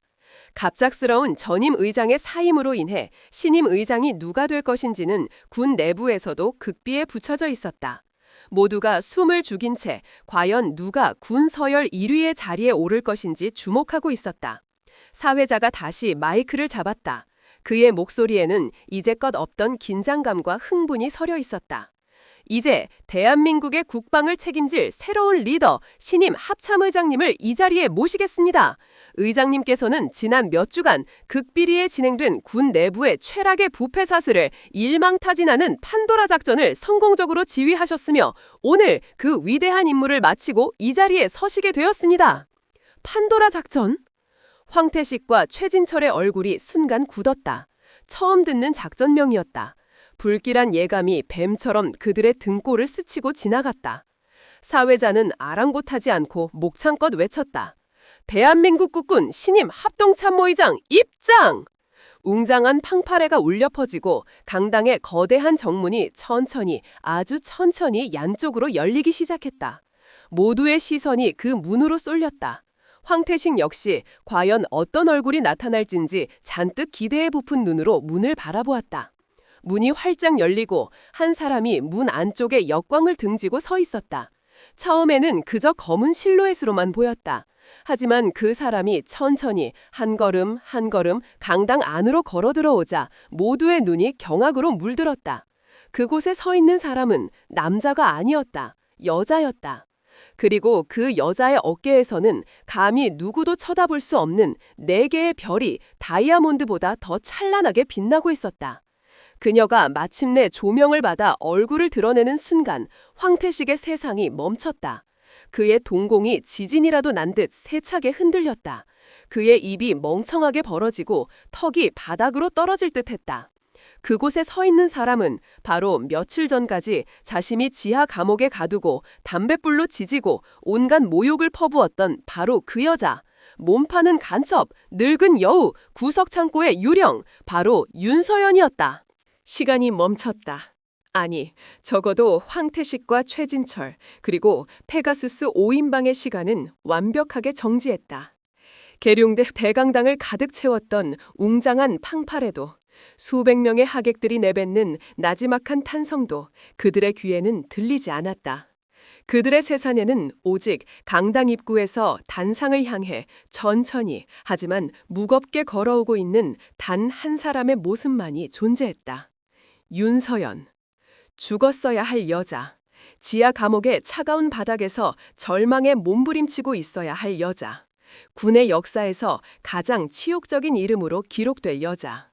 바로 그 여자가 지금 감히 누구도 올려다볼 수 없는 4개의 별을 어깨에 달고 이 나라 군의 최고 정점에 서서 그들을 향해 걸어오고 있었다. 그녀는 더 이상 낡고 색바랜 소령 전투복을 입고 있지 않았다. 각이 접힌 순백의 대장 예복은 그녀의 몸에 한치의 오차도 없이 맞아떨어졌고 어깨의 4개의 별은 강당의 모든 조명을 빨아들여 스스로 빛을 발하는 태양처럼 눈부시게 빛났다. 며칠 전의 고문으로 인해 입술 한쪽 구석에 남은 희미한 흉터는 그녀의 아름다움을 해치는 것이 아니라 오히려 지옥에서 살아 돌아온 여전사의 훈장처럼 그녀에게 서늘하고 위험한 위엄을 더해주고 있었다. 그녀의 발걸음 소리가 강당 전체에 울려 퍼졌다. 또각, 또각, 또각. 그것은 하이힐 소리가 아니었다. 한 걸음 한 걸음 내디딜 때마다 부패한 자들의 심장을 옥죄고 그들의 목숨을 재단하는 정의의 여신이 내리는 사형 선고의 발소리였다. 그녀가 걷는 길 위로 장군들이 기립하여 경례를 붙였다. 그녀는 그들의 경례를 받으며 흔들림 없는 시선으로 오직 단상을 향해 나아갔다. 그녀의 눈은 단상 위에 얼어붙은 채 서 있는 황태식을 지나 그 뒤에 앉아 있는 최진철 중장의 눈에 정확히 멎었다. 그 짧은 시선의 교환. 최진철은 그 순간 깨달았다. 자신이 거미줄을 친 것이 아니라 거대한 용의 둥지를 건드렸다는 사실을. 그의 얼굴에서 처음으로 핏기가 사라졌다. 황태식은 여전히 현실을 부정하고 있었다. 이것은 꿈이다. 끔찍한 악몽이다. 어딘가 잘못된 것이다. 그는 자신의 눈을 비볐다. 하지만 다시 눈을 떴을 때도 윤서연은 여전히 그곳에 서 있었다. 그녀는 이제 단상 바로 앞까지 다가와 있었다. 충성? 누군가의 입에서 얼빠진 경례 구호가 터져나왔다. 그제야 정신을 차린 강당 안의 모든 군인들이 일제히 기립하여 새로운 합참의장을 향해 경례했다. 황태식을 제외하고. 그는 경례하는 법을 잃어버린 사람처럼 뻣뻣하게 굳은 채 그녀를 바라보고만 있었다. 윤서연은 단상 위로 올라섰다. 그녀는 먼저 자신에게 경례하는 대통령과 국방부 장관을 향해 예를 갖춘 뒤 천천히 돌아서서 마이크 앞에 섰다. 그리고 그녀는 바로 자기 옆에 서 있는 황태식을 바라보았다. 두 사람의 시선이 허공에서 부딪혔다. 황태식은 그녀의 눈동자 안에서 자신의 최후를 보았다. 그곳에는 어떠한 분노나 증오의 감정도 없었다. 오직 벌레를 내려다보는 듯한 차갑고 무감정한 경멸만이 담겨 있었다. 황태식, 준장. 그녀의 입에서 그의 이름과 새로운 계급이 불렸다. 그녀의 목소리는 마이크를 통해 강당 전체에 울려 퍼졌다. 경례 안 하나? 그 나지막한 한마디에 황태식의 몸이 기계처럼 반응했다. 그는 자신도 모르게 손을 들어 관자놀이에 붙였다. 그의 인생에서 가장 치욕스럽고 가장 공포스러운 경례였다. 윤서연은 그에게서 시선을 거두고 강당을 가득 메운 군중을 향해 돌아섰다. 그녀의 시선이 객석에 앉아있는 페가수스 4인방을 천천히 훑었다. 박성철, 이진우, 오정석, 고상필. 그들은 이미 얼굴이 사색이 되어 금방이라도 심장이 멎을 것처럼 숨을 헐떡이고 있었다. 그녀는 그들을 한 명 한 명 눈에 담으며 마치 아무것도 아니라는 듯 준비된 취임사를 읽어내려가기 시작했다. 존경하는 대통령님, 그리고 내외 귀빈 여러분, 그리고 자랑스러운 국군 장병 동지 여러분. 오늘 저는 대한민국 합동참모회장이라는 영광스럽고도 무거운 직책을 명받았습니다. 그녀의 목소리는 맑고 힘이 있었다. 고문의 흔적은 어디에서도 찾아볼 수 없었다. 저는 이 자리에서 튼튼한 안보나 미래 국방 건설과 같은 상투적인 약속을 하지는 않겠습니다. 대신 저는 오늘 여러분께 한 가지 이야기를 들려드리고자 합니다. 며칠 전 제가 직접 겪었던 아주 특별한 경험에 대한 이야기입니다. 강당 안의 모든 이들이 숨을 죽이고 그녀의 다음 말을 기다렸다. 황태식과 최진철의 심장이 바닥으로 떨어지는 소리가 들리는 듯했다. 저는 최근 한 일선 부대를 비공식적으로 방문한 적이 있습니다. 그곳에서 저는 군대라고는 믿을 수 없는 아주 충격적인 광경을 목격했습니다. 그녀는 말을 잠시 멈추고 객석의 최진철을 똑바로 응시했다. 저는 그곳에서 우리 군의 명예와 기강이 일부 썩어빠진 군인들에 의해 얼마나 처참하게 무너져 내렸는지를 제 두 눈으로 직접 확인했습니다. 저는 그곳에서 한 면의 군인이 단지 여자라는 이유로 그리고 진실을 말하려 한다는 이유로 수천 명의 동료 군인들이 보는 앞에서 집단 린치를 당하고 담뱃불로 온몸을 찢어지는 끔찍한 광경을 보았습니다. 강당 안이 술렁이기 시작했다. 기자들의 카메라 플래시가 미친 듯이 터져나왔다. 저는 그곳에서 그 부대의 지휘관이라는 자가 자신의 범죄를 덮기 위해 부하에게 간첩이라는 누명을 씌우고 공개적으로 처형하며 그것을 즐기는 악마의 모습을 보았습니다. 그녀의 목소리가 점차 차갑고 날카로워졌다. 그녀의 시선이 다시 옆에 서 있는 황태식에게로 향했다. 그리고 저는 오늘 바로 그 악마가 버젓이 장군이라는 계급장을 달고 이 영광스러운 자리에 함께 서 있는 모습을 보고 있습니다. 그녀의 마지막 말은 사형 선고였다. 강당 전체가 충격과 경악으로 얼어붙었다. 모든 시선이 황태식에게로 향했다. 황태식은 더 이상 서 있을 수 없었다. 그의 다리가 풀리며 그는 그 자리에 주저앉을 뻔했다. 그의 얼굴에서는 핏기가 완전히 가시고 식은땀이 비오듯 흘러내렸다. 그의 뇌는 이 상황을 어떻게 받아들여야 할지 몰라 비명을 지르고 있었다. 윤서연은 그런 그를 거들떠보지도 않고 단호하고 우렁찬 목소리로 자신의 첫 번째 명령을 내렸다. 헌병대장은 들으시오. 강당 뒤편에 대기하고 있던 헌병대장이 우렁차게 외치며 단상 앞으로 달려나왔다. 명령 대기 중입니다. 윤서연은 무너져 내리는 황태식을 손가락으로 가리키며 지옥의 문을 여는 선고를 내렸다. 지금 즉시 저기 있는 황태식 준장을 직권 남용, 부하 장교에 대한 살인 미수, 군사 기밀 유출 교사 및 이적 행위 혐의로 현장에서 체포하라. 충성! 헌병대장의 명령에 강당 입구에서 대기하고 있던 무장 헌병들이 무대 위로 쏟아져 들어왔다. 그들은 일사불란하게 황태식의 양팔을 붙잡고 그의 어깨에서 방금 막 달았던 반짝이는 별을 거칠게 뜯어냈다. 안 돼. 이건 모함이다. 나는 억울하다. 황태식이 뒤늦게 발악하며 소리쳤지만 그의 목소리는 그 누구에게도 닿지 않았다. 그는 개처럼 흉하게 발버둥치며 무대 뒤로 끌려나갔다. 그의 인생 최고의 날이 그의 인생 최악의 날로 변하는 순간이었다.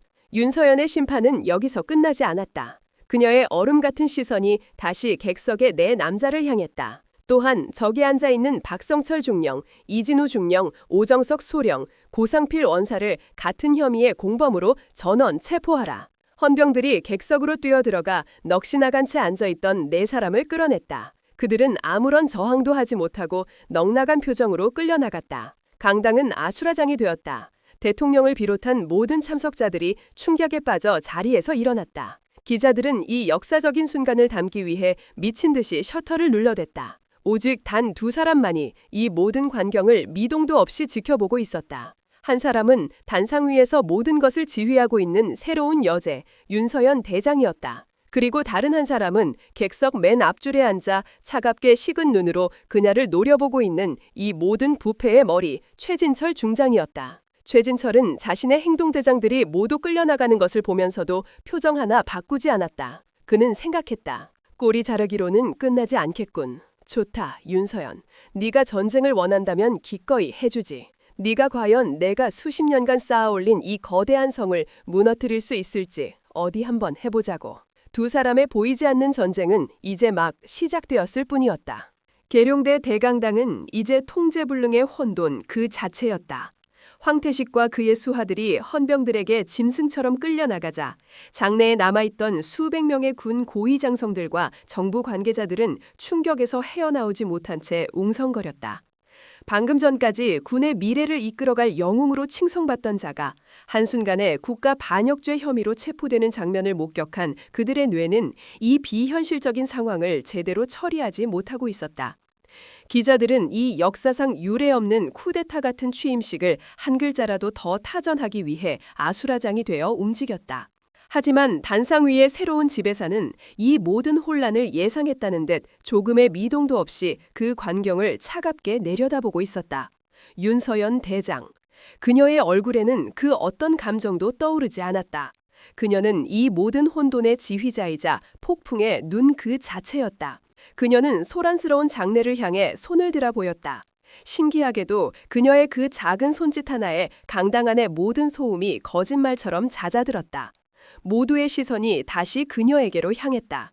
그들의 눈에는 이제 더 이상 단순한 호기심이나 놀라움이 아닌 이해할 수 없는 존재에 대한 경외와 알 수 없는 공포가 뒤섞여 있었다. 윤서연은 다시 마이크 앞에 섰다. 그녀의 목소리는 이전보다 더욱 낮고 단단해져 있었다. 모두 혼란스러울 것이라 생각한다. 방금 전의 일은 결코 내가 개인적인 원한으로 벌인 사적인 복수극이 아니다. 그녀는 잠시 말을 멈추고 강당 전체를 천천히 훑어보았다. 이것은 썩어 문드러진 환부를 도려내고 죽어가는 군의 심장을 다시 뛰게 하기 위한 합참의장으로서 나의 첫 번째 공식적인 임무 수행이다. 그리고 나는 지금 여러분 모두에게 왜 이럴 수밖에 없었는지를 직접 보여주고자 한다. 그녀는 옆에 대기하고 있던 부관에게 턱짓을 했다. 영상을 틀어라. 부관의 조작에 따라 단상 뒤편에 거대한 스크린이 환하게 빛을 발했다.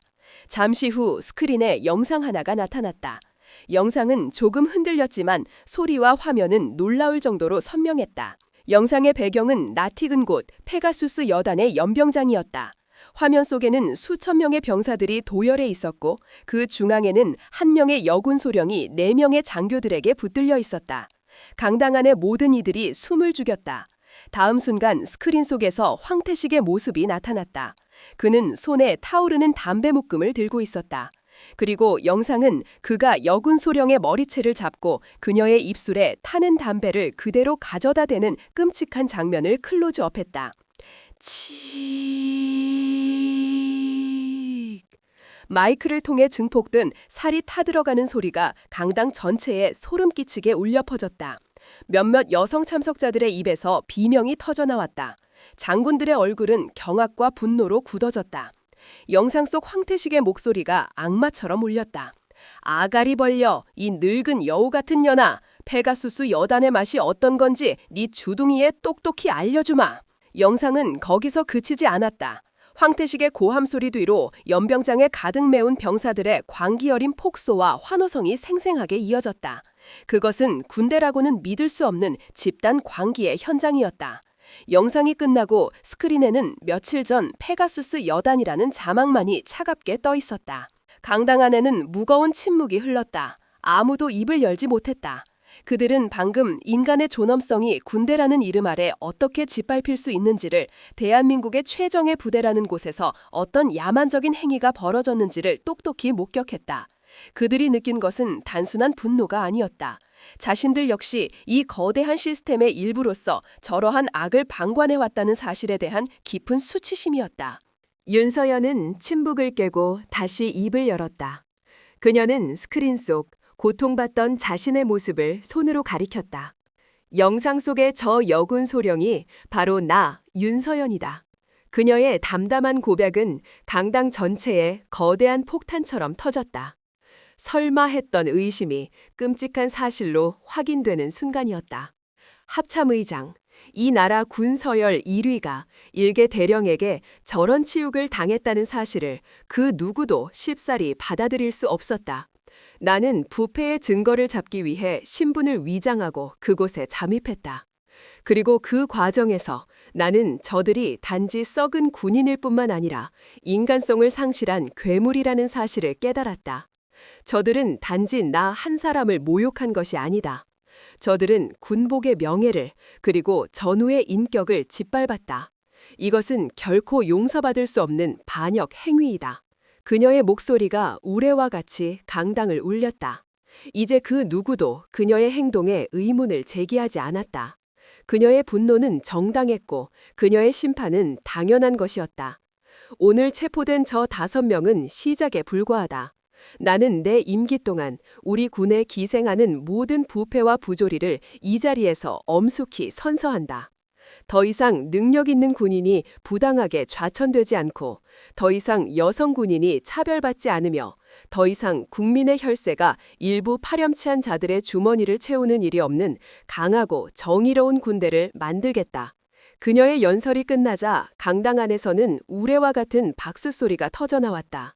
그것은 새로운 지휘관의 탄생을 축하하는 진심 어린 환호와 지지였다. 군의 모든 별들이 새로운 여제의 압도적인 카리스마 앞에 고개를 숙였다. 하지만 단 한 사람, 객석 맨 앞줄에 앉아있는 최진철 중장만은 박수를 치지 않았다. 그는 여전히 미동도 없는 차가운 표정으로 단상 위의 윤서연을 노려보고 있었다. 이 모든 소란 속에서도 그의 머리는 얼음처럼 차갑게 움직이고 있었다. 영상을 찍고 있었군. 처음부터 모든 것을 계획했어. 황태식, 그 멍청한 놈이 완벽하게 미끼를 물어버린 거다. 그의 입가에 비웃음이 스쳤다. 하지만 윤서연, 너는 너무 성급했어. 나를 너무 얕봤다. 황태식 같은 꼬리를 잘라내는 것으로 이 싸움이 끝날 것이라고 생각했다면 큰 오산이야. 너는 나라는 괴물의 본체가 얼마나 거대하고 깊이 뿌리내리고 있는지 아직 모르고 있어. 그는 마음속으로 반격의 시나리오를 그리기 시작했다. 그는 수십 년간 군의 무기 도입과 군수 시스템을 장악해왔다. 군 내부의 그의 인맥과 자금력은 상상을 초월했다. 윤서연이 합참의장이라지만 그녀는 이제 막 권력을 잡은 신출내기 여왕에 불과했다. 반면 그는 어둠 속에서 오랫동안 군림해온 지하의 황제였다. 좋아, 네가 그렇게 전쟁을 원한다면 진짜 전쟁이 무엇인지 보여주지. 너의 그 깨끗하고 정의로운 군대가 내 돈과 권력 앞에서 얼마나 무력하게 무너져 내리는지 똑똑히 지켜봐라. 그는 다음 주에 예정된 대규모 연합훈련을 떠올렸다. 그 훈련은 윤서연이 합참의장으로서 지휘하는 첫 번째 대규모 군사작전이 될 것이었다. 그녀의 리더십을 군 전체에 과시할 최고의 무대. 최진철은 바로 그 무대를 그녀의 무덤으로 만들어주기로 결심했다. 그는 자신의 휴대폰을 꺼내 누군가에게 짧은 메시지를 보내기 시작했다. 플랜 B를 가동한다. 목표는 다음 주 연합훈련. 여왕에게 지옥을 선물해줘라. 단사 위에서는 새로운 시대의 시작을 알리는 박수 소리가 계속되고 있었다. 하지만 그 환호성 아래 더 크고 어두운 폭탄이 아무도 모르게 조용히 그 송곳니를 드러내고 있었다. 진짜 전쟁은 이제부터 시작이었다. 윤서연 대장의 충격적인 취임식 이후 대한민국군은 말 그대로 경랑에 휩싸였다. 페가수스 게이트로 명명된 사건은 언론을 통해 일파만파 퍼져나갔고 국민들은 군의 민낯에 경악하고 분노했다. 윤서연은 합참의장 직속으로 특별감찰단을 꾸려 황태식의 입에서 나온 모든 이름들을 추적하며 군 전체에 대한 대대적인 숙청 작업을 시작했다. 수많은 장교와 부사관들이 줄줄이 체포되거나 보직 해임되었다. 군은 창군 이래 가장 큰 수술대에 오른 환자처럼 신음했다. 이 모든 혼란의 중심에서 최진철 중장은 여전히 건재했다. 그는 마치 폭풍의 눈처럼 모든 의심과 수사의 칼날을 교묘하게 피해가고 있었다. 황태식을 비롯한 그의 수하들은 그 누구도 최진철의 이름을 직접적으로 거론하지 않았다. 아니, 못했다. 최진철이 수십 년간 심어놓은 보이지 않는 공포와 그가 약속한 달콤한 보상은 그들의 입에 재갈을 물렸다. 그는 여전히 어둠 속의 황제였다. 그는 윤서연의 숙청 작업이 군의 지휘 체계를 뒤흔들고 병사들의 사기를 떨어뜨리는 것을 조용히 지켜보며 미소 지었다. 모든 것이 그의 계획대로 흘러가고 있었다. 그는 이제 결정적인 한 방을 날릴 때가 왔다고 판단했다. 윤서연이라는 정의로운 여제가 얼마나 무능하고 위험한 지휘관인지를 군 전체와 국민 앞에 증명하여 그녀를 권좌에서 끌어내릴 기회. 그 무대는 바로 일주일 앞으로 다가온 한미연합 대규모 기동훈련 자유의 방패였다. 자유의 방패는 매년 실시되는 연례훈련이었지만 올해는 그 의미가 남달랐다. 북한의 지속적인 미사일 도발에 대응하여 역대 최대 규모의 병력과 최첨단 전략 자산이 총동원될 예정이었다. 그리고 이 거대한 전쟁 게임의 총지휘관은 바로 신임 합참의장 윤서연이었다. 그녀의 리더십과 작전 수행 능력을 전 세계에 보여줄 첫 번째 시험대였다. 최진철은 바로 이 시험대를 그녀의 처형대로 만들기로 결심했다. 그는 지난 수십 년간 군수와 방산 시스템을 장악하며 구축해 놓은 자신의 거대한 지하 네트워크 미네르바를 가동시켰다. 미네르바는 군 내부의 수많은 부패한 협력자들과 방위산업체, 심지어는 적국의 정보 요원까지 거미줄처럼 얽혀있는 그가 만든 괴물이었다. 그의 첫 번째 공격은 정보였다. 훈련이 시작되기 며칠 전 합참정보본부에서 훈련 시나리오에 기반이 될 가상 적군의 예상 이동 경로와 전략 목표에 대한 보고서가 윤서연에게 올라왔다. 그 보고서는 완벽해 보였다. 위성 정보와 인간 정보를 종합하여 컴퓨터 시뮬레이션까지 거친 한치의 오차도 없어 보이는 데이터였다.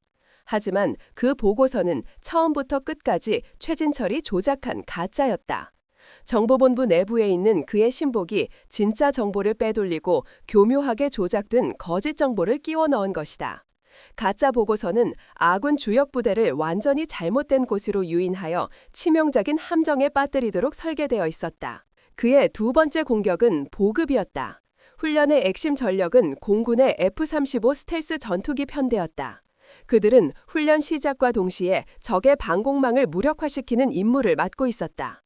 하지만 훈련 전날 밤 전투기들이 대기하고 있는 공군 기지의 유류 저장고에서 은밀한 작업이 이루어졌다. 최진철의 하수인이었던 군무원이 전투기에 주입돼 항공유에 미세한 불순물을 몰래 섞어 넣은 것이다. 그 불순물은 당장은 엔진에 문제를 일으키지 않지만 전투기가 최대 출력으로 기동하는 순간 엔진 터빈에 치명적인 손상을 입혀 추락을 유발하도록 계산된 보이지 않는 독이었다. 수천억 원짜리 최첨단 전투기들이 이륙과 동시에 거대한 폭탄으로 변하게 될 터였다. 그의 세 번째 공격은 통신이었다. 현대전의 승패는 정보와 통신에 달려있다. 그는 군 통신사령부 내의 협력자를 통해 아군의 주력 레이더 기지와 지휘 통제 시스템에 소프트웨어적인 백도어를 심어놓았다. 훈련이 가장 결정적인 순간에 이르렀을 때 그는 원격으로 이 백도어를 작동시켜 아군의 레이더망 전체를 마비시키고 지휘관들의 통신을 두절시킬 계획이었다. 눈과 귀가 먼 지휘관은 머리 없는 거인과 다를 바 없었다. 최진철은 자신의 완벽한 계획에 만족하며 자신의 사무실에서 와인을 음미했다.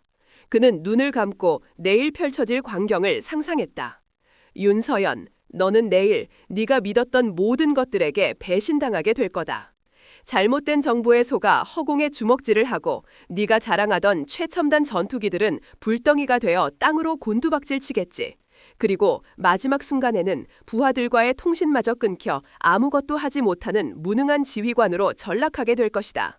군은 대혼란에 빠지고 훈련은 역사상 최악의 실패로 기록될 것이며 그 모든 책임은 총지휘관인 네가 지게 되겠지. 여론은 너를 찢어밟힐 것이고 대통령은 너를 경질할 수밖에 없을 것이다. 그리고 그 자리에는 내 사람이 앉게 되겠지. 그는 웃었다. 아주 오만하고 잔인한 미소였다. 훈련 당일 새벽, 합참 지하 벙커의 작전 통제실은 전쟁 직전의 긴장감으로 가득했다. 윤서연은 지휘관석에 앉아 워스크린에 실시간으로 업데이트되는 훈련 상황을 지켜보고 있었다. 모든 것이 계획대로 순조롭게 진행되는 듯 보였다. 현재 시간 05시 30분, F-35편대 목표 지점을 향해 이륙 완료, 순항 중. 지상군, 가상 적군 예상 이동 경로로 진격 중, 이상 무. 보고가 올라올 때마다 통제실의 장교들은 안도의 한숨을 내쉬었다. 하지만 오직 윤서연의 얼굴만이 미동도 없이 차갑게 굳어 있었다. 그녀의 눈은 워스크린의 화려한 그래픽이 아닌 그 너머에 보이지 않는 무언가를 꿰뚫어 보고 있는 듯했다. 그녀는 취임식 날 이후 단 하루도 편히 잠들지 못했다. 그녀는 최진철이라는 남자가 결코 이대로 물러서지 않을 것이라는 것을 알고 있었다. 그는 분명 이 훈련을 무대로 자신의 모든 것을 걸고 덤벼들 것이다. 그녀는 적이 밖이 아닌 안에 있다는 것을 직감하고 있었다. 그녀는 지난 며칠간 합참의 모든 정보 보고 라인을 비공식적으로 재점검했다. 그녀는 자신의 옛 부하들, 그녀가 가장 신임하는 소수의 정보 요원들에게 공식 보고서와는 별개의 그림자 보고를 올리도록 지시했다. 그리고 마침내 어젯밤, 그녀는 두 개의 보고서, 공식 보고서와 그림자 보고서 사이에 존재하는 아주 미세하지만 치명적인 불일치를 발견했다. 누군가 정보를 조작하고 있었다. 그녀의 심장이 차갑게 식었다. 적의 공격은 이미 시작된 것이다. 의장님, 부관이 다가와 훈련 개시를 알리는 최종 발언을 요청했다. 윤서연은 자리에서 일어났다. 그녀는 마이크를 잡고 통제실의 모든 장교들과 전장에 나가 있는 모든 부대를 향해 말했다. 그녀의 목소리는 강하고 흔들림이 없었다. 제군들, 지금부터 대한민국 군의 명운을 건 자유의 방패 훈련을 시작한다. 그녀는 잠시 숨을 골랐다. 그리고 아무도 예상치 못한 기이한 명령을 덧붙였다. 단, 원래의 작전 계획은 모두 폐기한다. 지금부터 모든 부대는 나의 직접적인 명령에만 따른다. 코드명 여우사냥을 개시한다. 여우사냥. 통제실의 모든 장교들이 경악했다. 훈련 시작 직전에 총지휘관이 모든 작전 계획을 폐기하고 독단적인 지휘를 선언한 것이다. 군의 역사상 전례가 없는 쿠데타에 가까운 명령이었다. 오직 윤서연만이 알고 있었다. 이것은 훈련이 아니라는 것을.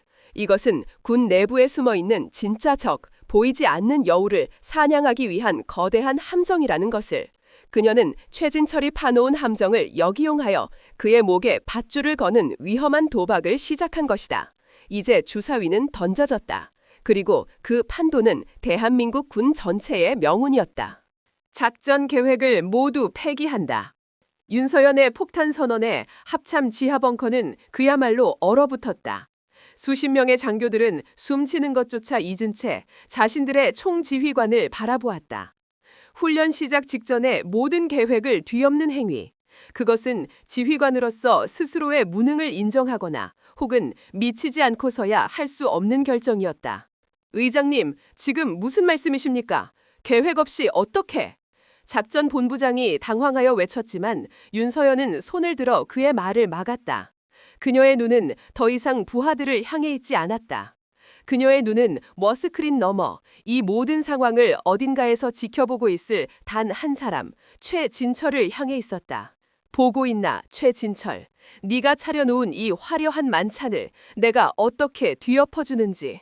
그녀는 차갑게 속삭이듯 하지만 벙커 안의 모든 스피커를 통해 전 군에 울려 퍼지는 목소리로 자신의 진짜 첫 번째 명령을 내렸다. 공군에 명령한다. F-35 편대, 지금 즉시 임무를 중단하고 가장 가까운 미 공군 기지에 비상 착륙하라. 기체에 심각한 결함이 발견되었다. 반복한다. 전 편대, 즉시 비상 착륙하라. 네? 기체 결함이라니요? 공군 지휘관의 경악에 찬 목소리가 스피커를 통해 들려왔다. 하지만 윤서연의 목소리에는 반론을 허용하지 않는 절대적인 힘이 실려 있었다. 이것은 명령이다. 워스크린 위에서 푸른 궤적을 그리며 날아가던 수십 대의 전투기 아이콘들이 일제히 기술을 돌리기 시작했다. 같은 시각 자신의 비밀 벙커에서 이 모든 상황을 실시간으로 지켜보던 최진철의 얼굴에 처음으로 당혹감이 스쳤다. 기체 결함을 어떻게 알았지? 설마 우연인가? 그는 애써 불안감을 떨쳤다. 괜찮다. 전투기 몇 대가 빠진다고 해도 그의 계획에는 큰 차질이 없었다. 진짜 함정은 지상군에게 있었으니까. 하지만 윤서연의 다음 명령은 그의 예상을 또 한 번 완벽하게 빗나갔다. 지상군에 명령한다. 현재 진격 중인 주력 부대, 즉시 진격을 멈추고 현 위치에서 방어태세로 전환하라. 원래 목표 지점은 적의 유인책이다. 진짜 목표는 따로 있다. 그녀는 작전 지도의 한 지점을 손으로 가리켰다. 그곳은 공식 정보 보고서에는 전혀 언급되지 않았던 누구도 주목하지 않던 평범한 분지 지형이었다. 모든 포병 부대와 미사일 부대는 지금 즉시 목표 좌표 알파7을 향해 조준하라.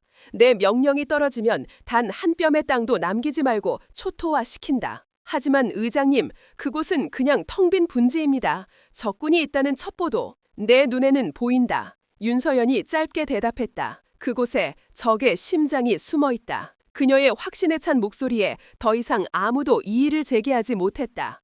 그녀의 카리스마가 벙커 전체를 압도하고 있었다. 지상군은 혼란 속에서도 그녀의 명령에 따라 움직이기 시작했다. 수백 문의 K9 자주포와 MLRS 다연장 로켓의 포신이 일제히 알파7 좌표를 향해 고개를 돌렸다. 최진철은 이제 당혹감을 넘어 심각한 위기감을 느끼기 시작했다. 알파7, 거길 어떻게 한 거지? 그곳은 내 그림자 보고팀만이 알고 있는 진짜 적군이 매복하고 있는 장소인데 그는 자신의 정보망에 자신도 모르는 스파이가 숨어 있다는 끔찍한 사실을 깨달았다. 누군가가 자신의 계획을 역으로 읽고 있었다. 그의 이마에서 식은땀이 흘러내렸다. 하지만 아직 그에게는 마지막 비장의 카드가 남아 있었다. 바로 통신망 교란이었다. 그는 지금이라도 백도어를 작동시켜 군 전체를 혼란에 빠뜨릴 수 있었다. 그래, 지금이야. 그가 원격으로 백도어 프로그램을 작동시키려는 바로 그 순간이었다. 워스크렌의 한쪽 구석에 작은 창 하나가 깜빡이며 나타났다. 그 창에는 낯선 부대의 호출 부호가 떠 있었다. 호출 무인기 편대 아르고스. 이게 뭐지? 아르고스 편대? 우리 군에 저런 부대가 있었나? 작전 본부장이 중얼거렸다. 그 누구도 심지어 합참의 핵심 장교들조차 처음 보는 부대명이었다. 윤서연의 입가에 마침내 옅은 미소가 떠올랐다. 그래, 있었다. 오직 나만이 알고 있는 부대지. 그녀는 마이크를 잡고 그 미지의 부대에게 명령을 내렸다. 아르고스 편대, 들리나? 지금부터 유령 사냥을 시작한다. 목표는 적의 통신 교란을 시도하는 모든 전파 발신지. 단 하나도 놓치지 마라. 그녀의 명령이 떨어지자마자 작전 지도 위로 수십 개의 새로운 아이콘들이 나타났다. 그것들은 스텔스 기능을 갖춘 최첨단 무인 공격기, 드론 편대였다. 아르고스는 윤서연이 합참의장이 되기 전 국방과학연구소와 함께 극비리에 개발하고 있던 차세대 무기체계였다. 오직 그녀와 대통령만이 그 존재를 알고 있는 대한민국의 진정한 비장의 카드. 최진철은 자신의 눈을 의심했다. 저 정체불명의 드론들이 하늘에서 레이저라도 쏘는 것처럼 자신이 심어놓은 백도어들의 위치를 실시간으로 정확하게 찾아내고 있었다. 그리고 의장님 보고 드립니다. 군통신사령부와 주요 레이더 기지에서 다수의 간첩 용의자들이 체포되고 있습니다.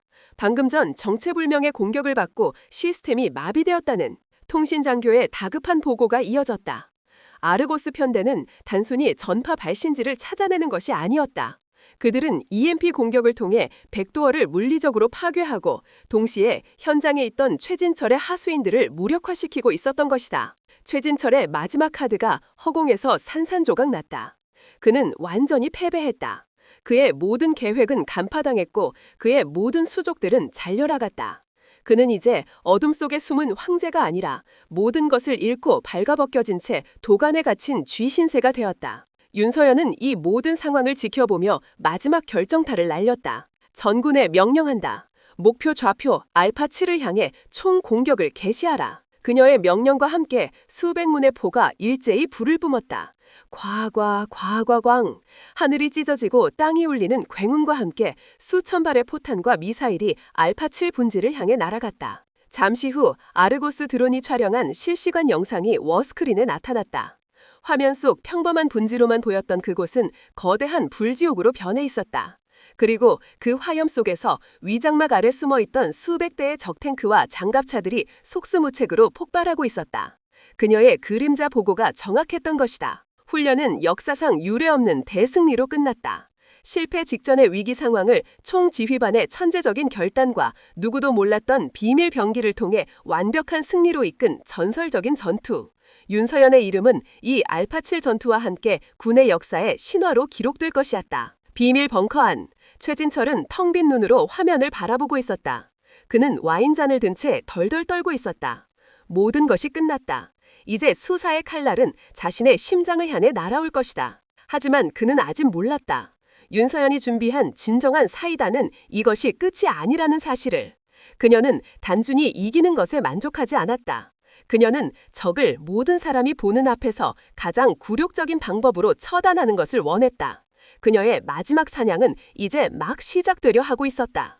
자유의 방패 훈련의 먼지가 가라앉은 합참 지하 벙커는 승리의 환호성 대신 얼음장 같은 정적만이 감돌았다. 윤서연은 워스크린에 떠있는 완벽한 승리라는 문구를 보고 있었지만 그녀의 눈은 웃고 있지 않았다. 그녀는 알고 있었다. 이것은 승리가 아니라 더 거대한 전쟁의 서막에 불과하다는 것을. 훈련의 실패와 내부 협력자들이 줄줄이 체포되었다는 소식에도 불구하고 최진철은 여전히 건재했다. 그는 꼬리가 잘렸을 뿐 괴물의 머리는 여전히 어둠 속에서 숨쉬고 있었다. 수사의 칼날은 최진철의 턱 밑까지 다가왔지만 결정적인 증거가 없었다. 그가 수십 년간 쌓아올린 부패의 성은 황태식 같은 행동대장 몇몇을 희생양으로 삼는다고 해서 무너질 만큼 허술하지 않았다. 그를 법의 심판대에 세우기 위해서는 그의 심장을 겨눌 단 한 발의 은탄환이 필요했다. 그의 모든 범죄 기록이 담겨있는 원본 데이터, 그의 수하들 사이에서 전설처럼 불리는 판도라의 상자. 윤서연은 자신의 집무실로 돌아와 창밖을 바라보며 생각에 잠겼다. 최진철은 패배의 충격에서 벗어나 이미 증거인멸 작업에 들어갔을 것이다. 자신과 연결된 모든 고리를 끊고 다시 깊은 어둠 속으로 숨어버리기 전에 상자를 찾아야만 했다. 시간은 그녀의 편이 아니었다. 그녀는 공식적인 수사 라인을 신뢰하지 않았다. 최진철의 거미줄이 어디까지 뻗어 있는지 알 수 없었다. 그녀에게는 그의 심장부, 아무도 모르게 침투할 수 있는 비소가 필요했다. 그녀의 시선은 오랫동안 준비해온 마지막 카드를 향했다. 바로 최진철의 사무실. 그의 그림자처럼 모든 것을 보고 들으며 그 누구의 의심도 받지 않는 한 명의 인물이었다. 방위사업청장 비서실 소속 박지원 소령. 그녀는 30대 후반의 여군으로 10년 넘게 최진철의 곁에서 묵묵히 일해온 베테랑 행정장교였다. 그녀는 눈에 띄지 않았고 말이 없었으며 언제나 그림자처럼 최진철의 일정을 관리하고 차를 내왔다.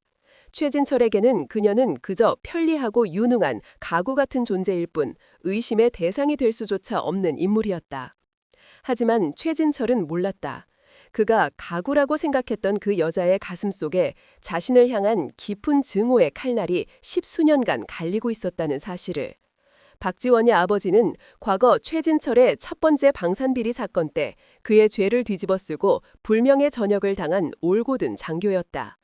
박지원은 아버지의 복수를 위해 그리고 군의 정의를 바로 세우기 위해 자신의 청춘을 바쳐 적의 심장부로 기어들어온 외로운 늑대였다. 그날 밤 두 여자는 합참의장실이 아닌 서울의 한적한 공원 벤치에서 비밀리에 만났다. 윤서연은 박지원에게 모든 계획을 털어놓았다. 최진철은 지금 극도로 예민해져 있을 겁니다. 판도라의 상자를 다른 곳으로 옮기거나 혹은 영원히 파괴할 가능성이 높아요. 그 전에 우리가 먼저 손에 넣어야만 합니다. 박지원의 목소리는 차분했지만 그 안에는 결연한 의지가 담겨 있었다.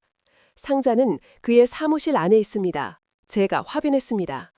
사무실 어디죠? 금고 아닌가? 아닙니다. 박지원은 고개를 저었다. 그렇게 뻔한 곳에 두지 않습니다. 그의 사무실에 있는 100년 된 고풍스러운 괴종시계. 그 시계에 추가 있어야 할 자리에 특수 제작된 저장 장치가 숨겨져 있습니다. 오직 그의 지문과 홍채로만 열 수 있는 완벽한 비밀 공간이다. 윤서연의 눈이 빛났다. 역시 그녀의 선택은 틀리지 않았다. 그렇다면 우리가 할 일은 하나. 최진철을 그의 둥지에서 적어도 30분 이상 완벽하게 끌어내야 합니다.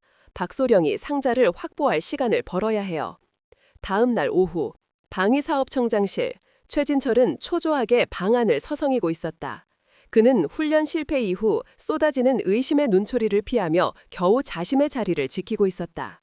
그는 판도라의 상자를 오늘 밤 아무도 모르는 곳으로 옮길 계획이었다. 그때 책상 위에 대통령 직통 전화벨이 요란하게 울렸다. 따르르릉. 최진철의 심장이 철렁 내려앉았다. 그 전화는 국가 안보에 중대한 위기가 발생했을 때만 울리는 전화였다. 그는 떨리는 손으로 수화기를 들었다. 충성, 중장 최진철입니다. 수화기 너머에서는 대통령 비서실장의 다급한 목소리가 들려왔다. 최 중장, 지금 즉시 청와대로 들어오시오. 북한의 잠수함 한 척이 동해 NLL을 넘어왔다는 긴급 첩보가 입수되었소. 대통령께서 긴급 안보회의를 소집하셨소. 네? 잠수함이요? 최진철은 순간 당황했지만 이내 의심의 눈초리를 거두지 않았다. 너무나도 갑작스러운 호출이었다. 하지만 대통령의 직접 호출을 거부할 수는 없었다. 그는 이를 갈며 수화기를 내려놓았다. 윤서연, 그년의 짓인가? 아니야. 이런 식으로 나를 불러낼 리가 없어. 그는 박지원 소령을 불렀다. 박소령, 나 지금 즉시 청와대로 가봐야겠다. 내가 없는 동안 아무도 내 사무실에 들여보내지 마. 개미 새끼 한 마리도 얼씬 못하게 해. 명심하겠습니다, 차장님. 최진철이 황급히 사무실을 빠져나가고 복도 끝으로 그의 발소리가 사라지자 박지원의 얼굴에서는 순종적인 비서의 표정이 사라졌다. 그 자리에는 복수의 순간을 맞이한 사냥꾼의 차갑고 비정한 눈빛이 떠올랐다. 그녀는 조용히 사무실 문을 잠갔다. 이제부터 30분, 그녀에게 주어진 시간이었다. 그녀의 심장이 미친 듯이 뛰었지만 손은 조금도 떨리지 않았다. 그녀는 거대한 괴종시계 앞으로 다가갔다. 똑딱, 똑딱. 시계의 추가 규칙적으로 움직이는 소리가 마치 그녀의 목숨을 재는 카운트다운처럼 들렸다. 그녀는 시계의 옆면에 있는 눈에 보이지도 않는 작은 홈에 미리 준비해온 특수 도구들 끼워 넣었다. 달칵. 소리와 함께 시계의 앞면이 문처럼 열렸다. 그 안에는 그녀의 말대로 시계추 대신 복잡한 생체 인식 장치가 달린 검은색 하드드라이브가 자리 잡고 있었다. 판도라의 상자. 그녀는 자신의 소형 노트북을 꺼내 USB 케이블을 항자에 연결했다. 그리고 그녀가 지난 몇 년간 최진철의 어깨 너머로 몰래 외워두었던 수십 자리의 마스터 코드를 입력하기 시작했다. 타닥, 타닥, 타닥. 키보드를 두드리는 소리만이 정적을 갈랐다. 마지막 코드를 입력하고 엔터키를 누르자 윙 하는 낮은 소음과 함께 하드드라이브의 모든 데이터가 그녀의 노트북으로 복사되기 시작했다. 화면에는 남은 시간 15분이라는 메시지가 떠 있었다. 그녀는 초조하게 복사 진행률 바를 쳐다보았다. 시간이 영원처럼 느리게 흘러갔다. 10분이 지났을 때였다. 뚜벅, 뚜벅. 복도 저편에서 규칙적인 군화 발소리가 들려왔다. 야간 순찰을 도는 경비병이었다. 박지원의 심장이 멎는 듯했다. 그는 황급히 노트북을 든 채 거대한 책상 밑으로 몸을 숨겼다. 철컥. 사무실 문 손잡이가 돌아가는 소리가 들렸다. 잠겨 있었다. 문이 왜 잠겨 있지? 경비병이 의아한 목소리로 중얼거리는 소리가 들렸다. 그는 다시 한번 문을 흔들어 보더니 이내 포기한 듯 다른 곳으로 발걸음을 옮겼다. 뚜벅, 뚜벅. 그의 갈소리가 멀어지고 나서야 박지원은 참고 있던 숨을 내쉴 수 있었다. 온몸이 식은땀으로 젖어 있었다. 그녀는 다시 나와 노트북 화면을 확인했다. 복사는 거의 끝나가고 있었다. 98%, 99%. 복사 완료. 메시지가 뜨는 순간 그녀는 재빨리 케이블을 뽑고 시계문을 닫았다. 모든 것을 원래 상태로 되돌리는 데는 1분도 채 걸리지 않았다. 그녀가 자리에 막 앉았을 때 창밖으로 최진철을 태운 검은색 세단이 청사로 들어오는 것이 보였다. 함정이라는 것을 깨닫고 분노하여 돌아온 것이다. 완벽한 타이밍이었다. 그날 밤 인적이 끊긴 지하 주차장. 박지원은 약속된 장소에서 초조하게 누군가를 기다리고 있었다. 잠시 후 어둠 속에서 한 사람이 걸어 나왔다. 윤서연이었다. 박지원은 아무 말 없이 작은 외장 하드 드라이브를 그녀에게 건넸다. 여기 지난 20년의 역사가 담겨 있습니다. 윤서연은 그것을 받아들었다. 손바닥만 한 작은 기계였지만 그 무게는 천근만근처럼 무겁게 느껴졌다. 그녀는 박지원의 어깨를 잡으며 진심을 담아 말했다. 고맙다 박소령. 자네와 자네 아버님의 명예는 내가 반드시 되찾아주겠다. 박지원의 눈가에 10수년 만에 처음으로 뜨거운 눈물이 맺혔다. 윤서연은 자신의 집무실로 돌아와 판도라의 상자를 책상 위에 올려놓았다. 이것으로 모든 무기는 준비되었다. 그녀는 이제 괴물의 심장을 향해 마지막 칼을 휘두를 준비를 마쳤다. 그녀는 인터컴 버튼을 눌렀다. 김 대령, 내일 오전으로 예정된 대통령 주재 국가안전보장회의에 긴급 안건을 상정하도록 하게. 안건명은 대한민국 국군의 암적 존재 제거에 관한 보고로. 이제 마지막 사냥의 시간이었다. 다음날 오전 청와대 본관 지하 벙커. 대한민국 국가안전보장회의가 열리는 회의실의 공기는 그 어느 때보다 무겁고 차가웠다. 타원형의 거대한 회의 테이블에는 대통령을 중심으로 국무총리, 국정원장, 외교부와 통일부, 그리고 국방부 장관까지 국가 안보를 책임지는 최고위 인사들이 모두 착석해 있었다. 최진철 중장 역시 방위사업청장 자격으로 회의에 참석해 있었다. 그는 어젯밤의 분노를 애써 감추고 최대한 평온한 표정을 유지하려 노력했다. 그는 윤서연이 과연 이 자리에서 무엇을 할 것인지 마지막까지 그녀의 패를 가늠하고 있었다. 그는 여전히 자신에게는 빠져나갈 구멍이 있다고 믿었다. 판도라의 상자는 안전했고 자신을 직접적으로 겨눌 증거는 세상에 존재하지 않았다. 회의의 주된 안건은 어제 있었던 자유의 방패 훈련에 대한 결과 보고와 북한의 추가 도발 가능성에 대한 논의였다. 회의는 순조롭게 진행되었다. 윤서연은 합참의장으로서 어제의 훈련이 어떻게 위기를 극복하고 대승으로 끝났는지 특유의 차분하고 논리적인 어조로 보고했다. 그녀의 보고에는 최진철이나 내부의 적에 대한 언급은 단 한마디도 없었다. 마치 정말로 단순한 훈련 결과 보고인 것처럼. 최진철은 속으로 안도의 한숨을 내쉬었다. 역시 증거가 없군. 괜한 소란을 피워봤자 결국은 아무것도 할 수 없는 거다. 회의가 거의 끝나갈 무렵 대통령이 윤서연에게 마지막으로 질문했다. 어제의 승리는 정말 대단했소 윤 의장. 하지만 그 과정에서 드러난 우리 군 내부의 정보 및 보급 체계의 허점은 반드시 짚고 넘어가야 할 문제라고 생각하는데 이에 대한 대책은 있소? 모두의 시선이 윤서연에게 쏠렸다. 그녀는 기다렸다는 듯 자리에서 일어났다. 그녀의 손에는 작은 USB 하나가 들려 있었다. 물론입니다, 대통령 각하. 그리고 저는 그 문제의 근본적인 원인과 그 해결책을 오늘 이 자리에서 보고 드리고자 합니다. 그녀는 대통령의 허락을 받고 회의실 중앙의 대형 스크린에 자신이 가져온 USB를 연결했다. 제가 지금부터 보여드릴 것은 단순한 보고서가 아닙니다. 이것은 지난 20년간 우리 군의 심장부에 기생하며 국가 안보를 좀먹어온 거대한 암덩어리의 실체입니다. 최진철의 심장이 멎는 듯했다. 저 USB, 설마. 스크린에 하나의 파일이 나타났다. 파일명은 단 한 단어, 판도라. 윙 하는 소음과 함께 파일이 열렸다. 그리고 다음 순간 회의실에 앉아있던 모든 참석자들의 입에서 경악에 찬 탄성이 터져나왔다. 스크린에 나타난 것은 끝없이 이어지는 숫자와 이름, 그리고 날짜들이었다. 그것은 지난 20년간 최진철이 저질러온 모든 범죄의 기록이었다. 불량 무기를 납품받는 대가로 방위산업체로부터 받은 수천억 원대의 뇌물 내역, 군 고위 장성들의 진급을 대가로 받은 인사청탁 자금, 심지어는 적국의 군사 기밀을 팔아넘긴 내역까지. 그의 추악한 역사가 대한민국의 최고 권력자들 앞에서 남김없이 펼쳐지고 있었다. 이건 조작된 겁니다. 저 여자가 나를 모함하기 위해 만든 가짜 파일입니다. 최진철이 자리에서 벌떡 일어나 고함을 질렀다.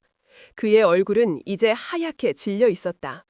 그는 필사적으로 부정했지만 그 자리에 앉아있는 그 누구도 그의 말을 믿지 않았다. 화면에 떠있는 증거는 너무나도 상세하고 명확했다. 그의 차명 계좌로 돈이 입금되는 은행 거래 영상, 그가 무기 브로커와 은밀하게 만나는 CCTV 영상, 그의 목소리가 담긴 통화 녹음 파일까지. 판도라일 상자 안에는 그가 빠져나갈 수 있는 아주 작은 틈조차 존재하지 않았다. 윤서연은 이성을 잃고 발악하는 최진철을 차갑게 내려다보며 마지막 결정타를 날렸다. 그녀는 화면에 또 다른 영상 파일을 띄웠다. 그리고 이것은 이 모든 부패의 정점에 있는 자가 자신의 죄를 덮기 위해 어떤 짓까지 저질렀는지를 보여주는 영상입니다. 영상 속에는 어두운 방위사업청장실이 나타났다. 그리고 그 안에서 최진철이 누군가와 통화하고 있었다. 영상은 몰래카메라로 촬영된 듯 화질이 좋지 않았지만 그의 목소리는 선명하게 들렸다. 황태식, 그 멍청한 놈이 이 일을 그르쳤어. 하지만 괜찮아. 윤서연, 그녀는 내가 처리한다. 다음 주 훈련 때 F-35 몇 대가 사고로 추락하고 통신망이 마비되면 모든 책임은 그녀에게 돌아갈 거다. 군은 혼란에 빠질 거고 그때 우리가 다시 주도권을 잡는 거야. 그것은 박지원 소령이 자신의 목숨을 걸고 최진철의 사무실에 설치해 두었던 초소형 카메라에 녹화된 영상이었다. 최진철 스스로 자신의 입으로 모든 음모를 자백하는 완벽한 증거. 영상이 끝나자 회의실 안에는 죽음과도 같은 침묵이 흘렀다. 최진철은 그 자리에 주저앉았다. 그의 눈은 텅 비어 있었다. 모든 것이 끝났다. 그는 완벽하게 패배했다. 침묵을 깬 것은 분노로 얼굴이 굳어진 대통령이었다. 그는 책상을 주먹으로 내리치며 경호를 책임지는 대통령 경호실장을 향해 외쳤다. 쾅! 경호실장! 옛, 각하! 지금 당장 저 국가 반역자를 체포하시오. 이 자리에서 단 한 발자국도 움직이지 못하게 하시오. 대통령의 추상 같은 명령에 회의실 문 밖에서 대기하고 있던 중무장은 경호원들이 쏟아져 들어왔다. 그들은 일사불란하게 최진철에게 다가가 그의 양팔을 붙잡았다. 이건 놔! 날 건드리지 마! 내가 누군지 알아? 최진철이 마지막 발악을 했지만 소용없었다. 그는 대한민국에서 가장 강력한 권력의 상징인 대통령 경호실의 손에 힘없이 제압되었다. 그의 어깨에 달려있던 세 개의 별이 거칠게 뜯겨져 나갔다. 한때 군을 어둠 속에서 지배했던 지하의 황제는 그렇게 가장 화려하고 가장 굴욕적인 방식으로 자신의 왕자에서 끌어내려졌다. 그가 끌려나가는 순간 그의 눈은 단상 위에 서 있는 윤서연을 향했다. 그의 눈에는 분노나 증오가 아닌 기이한 감정이 서려 있었다. 네가 이겼다는 패배를 인정하는 눈빛이었다. 윤서연은 아무 말 없이 차가운 눈으로 그의 최후를 지켜보았다. 그녀는 개인적인 복수를 한 것이 아니었다. 그녀는 썩어빠진 거목을 뿌리째 뽑아내고 그 자리에 새로운 희망의 씨앗을 심은 것이다. 대통령이 자리에서 일어나 그녀에게 다가왔다. 그는 윤서연의 손을 잡으며 진심을 담아 말했다. 윤 의장, 아니 윤 장군, 정말 고맙소. 당신이 대한민국 군을 구했소. 그것으로 길고 길었던 전쟁은 끝이 났다. 어둠은 물러가고 이제 새로운 새벽이 밝아올 시간이었다. 최진철의 몰락은 단순한 개인의 파멸이 아니었다. 그것은 대한민국 군의 역사에서 가장 거대하고 뿌리 깊었던 부패의 죄국이 무너져 내리는 신호탄이었다. 윤서연이 국가안전보장회의에서 폭로한 판도라의 상자는 군 전체를 집어삼킬 거대한 쓰나미가 되어 모든 것을 휩쓸기 시작했다. 대통령 직속으로 범군사적 비리 척결을 위한 특별조사위원회가 설치되었고 그 위원장으로는 당연히 윤서연 대장이 임명되었다. 그녀는 이제 합참의장으로서의 군령권과 더불어 군 내부의 모든 비리를 사정없이 도려낼 수 있는 막강한 사정의 칼날까지 손에 쥐게 되었다. 그녀의 첫 번째 목표는 최진철의 거미줄에 얽혀있던 모든 기생충들을 색출해내는 것이었다. 판도라의 상자에 기록된 이름들은 그 누구도 예외 없이 심판대에 올랐다. 장성급 인사들 수십 명이 별을 잃고 군복을 벗어야 했으며 수백 명의 영관급, 위관급 장교들이 불명예 전역하거나 실형을 선고받았다. 군수사령부와 방위사업청은 거의 조직이 해체되다시피 할 정도의 대대적인 물갈이를 겪었다. 군납비리에 연루된 방위산업체들은 줄줄이 문을 닫았고 그 대표들은 모두 법의 처벌을 받았다. 피해 숙청처럼 보이는 이 과정에서 윤서연은 단 하나의 원시를 고수했다. 죄는 미워하되 사람은 미워하지 않는다. 그녀는 단순히 처벌에만 집중하지 않았다. 그녀는 이번 기회에 군의 잘못된 구조와 시스템 자체를 뿌리부터 개혁하고자 했다. 그녀는 투명한 군수품 조달 시스템을 새로 구축했고 오직 능력과 실력만으로 평가받는 공정한 인사 시스템의 기틀을 마련했다. 몇 달 후 마침내 최진철과 황태식을 비롯한 페가수스 5인방에 대한 최종 판결이 내려졌다.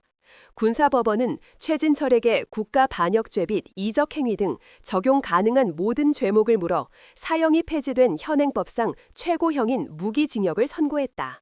한때 군을 주무르던 지하의 황제는 이제 햇빛 한 줌 들지 않는 독방에서 평생을 썩어야 하는 신세가 되었다. 황태식과 그의 수하들 역시 각각 수십 년에 달하는 중형을 선고받고 역사의 뒤안길로 사라졌다.